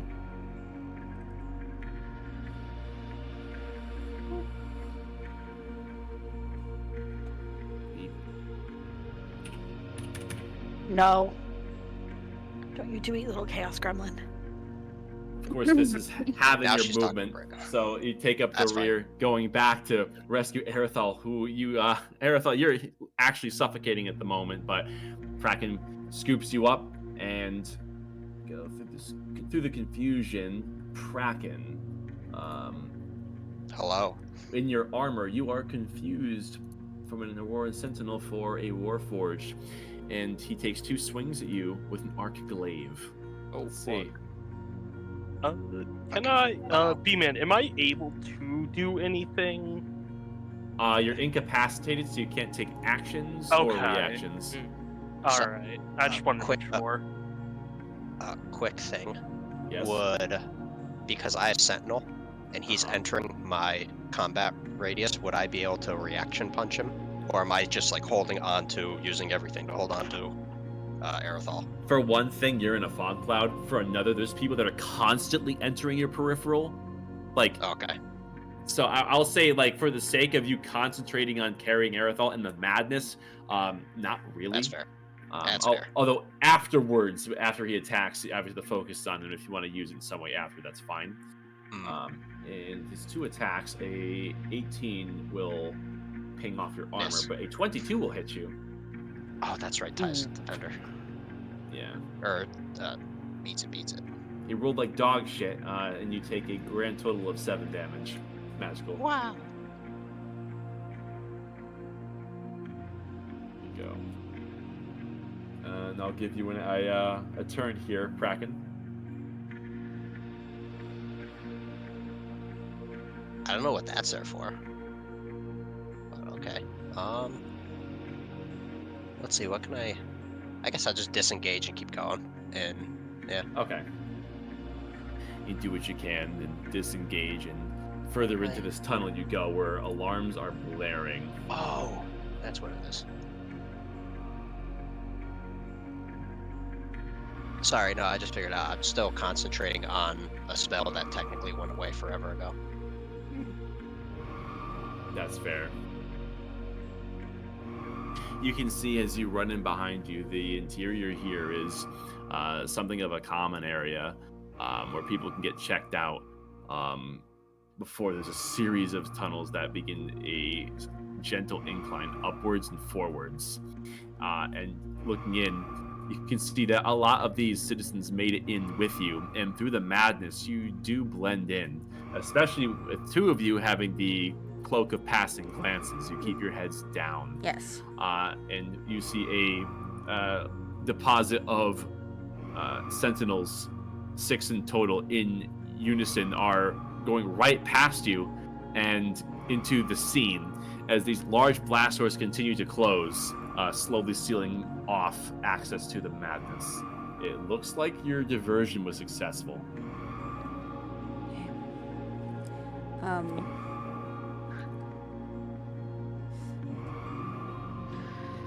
Just kind of try and catch eye of like whoever was near me and kind of direct him towards like an empty alley that's like further away from the scene.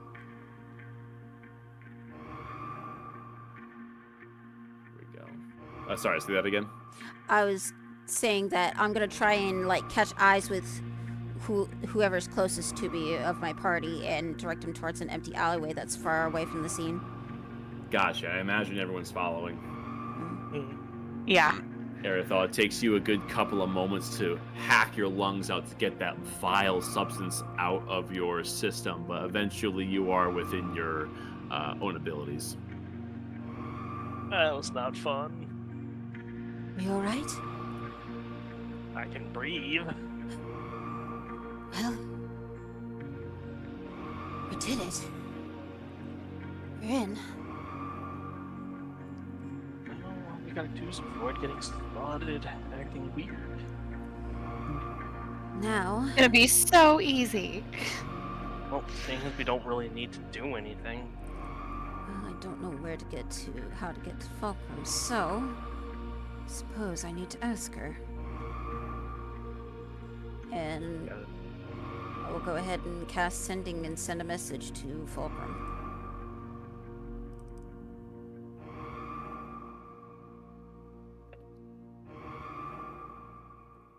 And I'll say to her, Fulcrum, we're inside. How can we find you?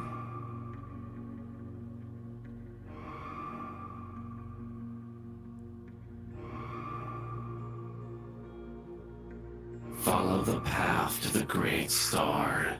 There, you will find your way to me. Path to the Great Star. Very well. She said follow the path to the Great Star, so start looking for stars then. All right. And I suppose everyone having a moment to collect yourself is intent on proceeding forward. Yeah. Correct. This tunnel is made of this white marble and is reinforced by these metallic beams, and is a very large way forward, and does continue at a gentle slope, where at the far end, several hundred feet, you can see that there is a shining light. The commotion has definitely scared people away from this checkpoint. You can see people are clearing out. And so you join the crowds and proceed onwards away from the blaring alarms.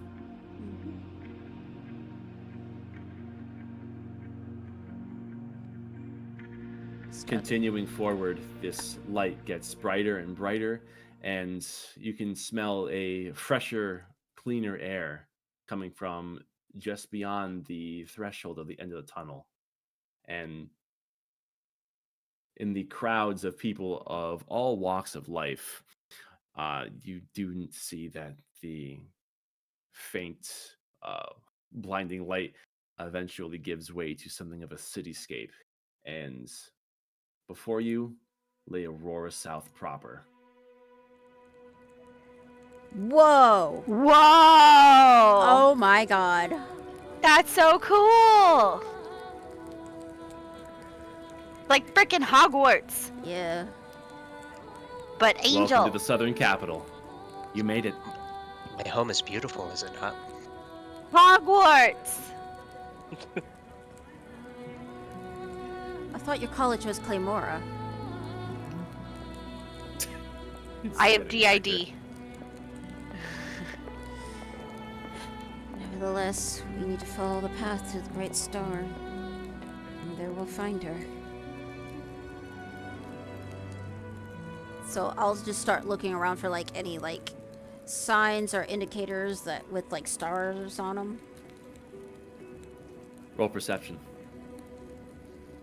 Would Praken have any idea of what a great star would mean, other than just like a big star? That one. God damn it.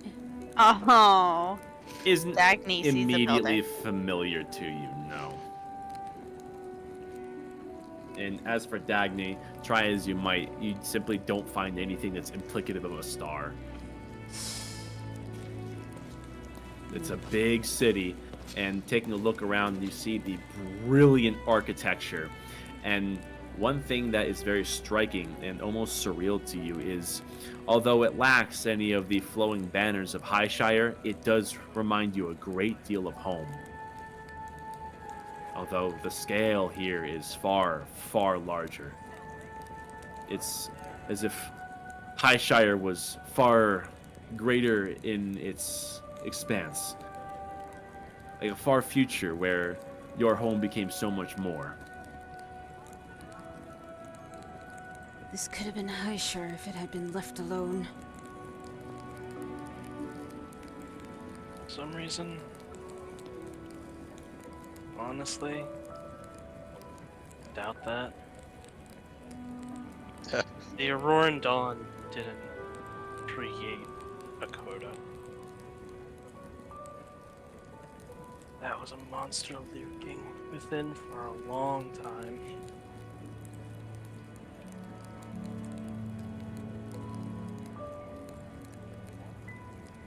Yeah, but busting in and killing a bunch of us probably didn't help. Anyway, we No, should probably definitely stop didn't talking, help, but, talking about this in the open. It's probably weird. Yes. The only thing I could think of, a great star is following that light, so maybe if we head as much towards the light as we can, maybe we'll see something. You It's look up name and you can see that there are these gargantuan pylon teeth that create the structure housing the beam that connects directly to the core of the planet.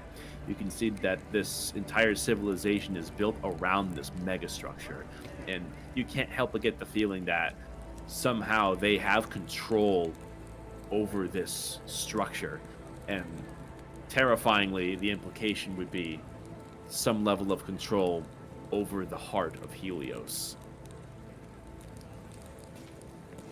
Now, the Farseer did tell you that a straight shot into the heart of the city will yield 2 great statues, should you wish to pursue that. As for looking around for any sort of imagery of a star, there's nothing in your immediate surroundings, but there's a whole lot of life. As you can see, people living their lives, going about their business. There's a lot of turmoil that surrounds the Auroran Dawn and their existence and their place in the world, but to all the people that are passing you by, they're just living their lives.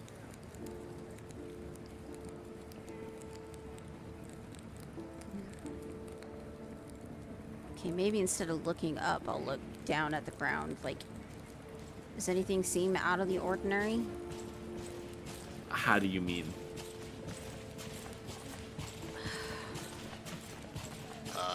I don't like any sort of hidden insignias on like walls or on the ground, like somewhere where people wouldn't think to look. So you failed your perception roll, and the only thing around you is nothing of any immediate tell.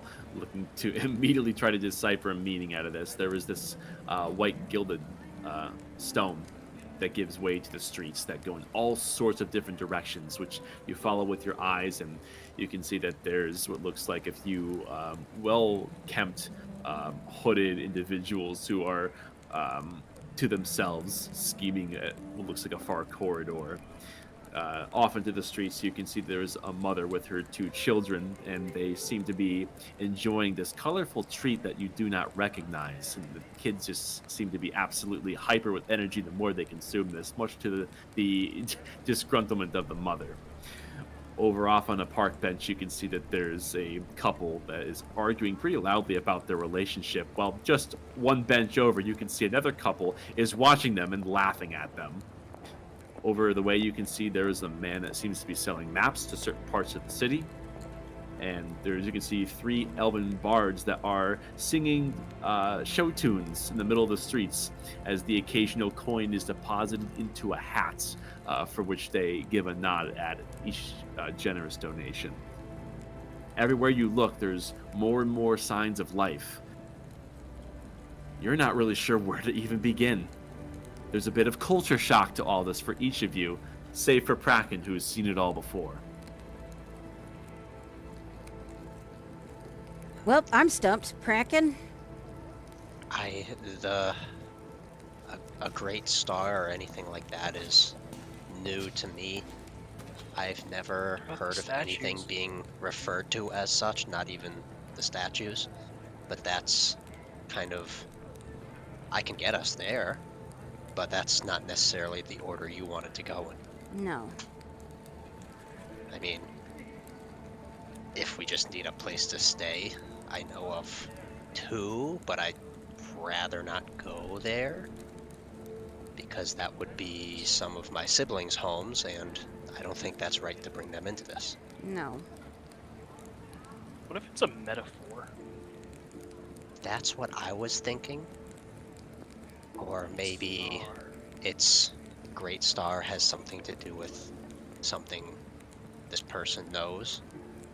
Like hiding in plain sight type of thing where you guys know of her. Like, does she like libraries or something? No, I don't know.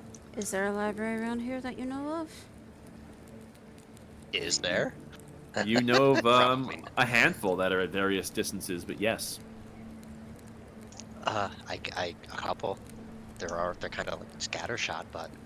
Well, at least let's go to the closest one. I can be able to find clues from there. Alright. And Brer, just follow me as he leads away to whatever the closest library is. You do know your way as you begin to assume the role of leading the party through Aurora South, as you, 5 of you, begin your march as just 5 faces among the countless of the Auroran people, going further into the city, where we will end the session. I'm gonna kill for that spider. Oh, man. Yeah, that's very obvious. God, no, someone fucking in the city. Oh, hey, you got a spider on your shoulder and just smash Just squish. Squish. Rock elemental fist to the face. Like, I fully assume, like, he's made, like, a web in between your antlers and everything. It's, like, full on. Oh, yeah. He's just kind of hanging out in there. A little hammock going on. Fine by me. Banger. Yeah, good night, everybody. Good night. Yeah.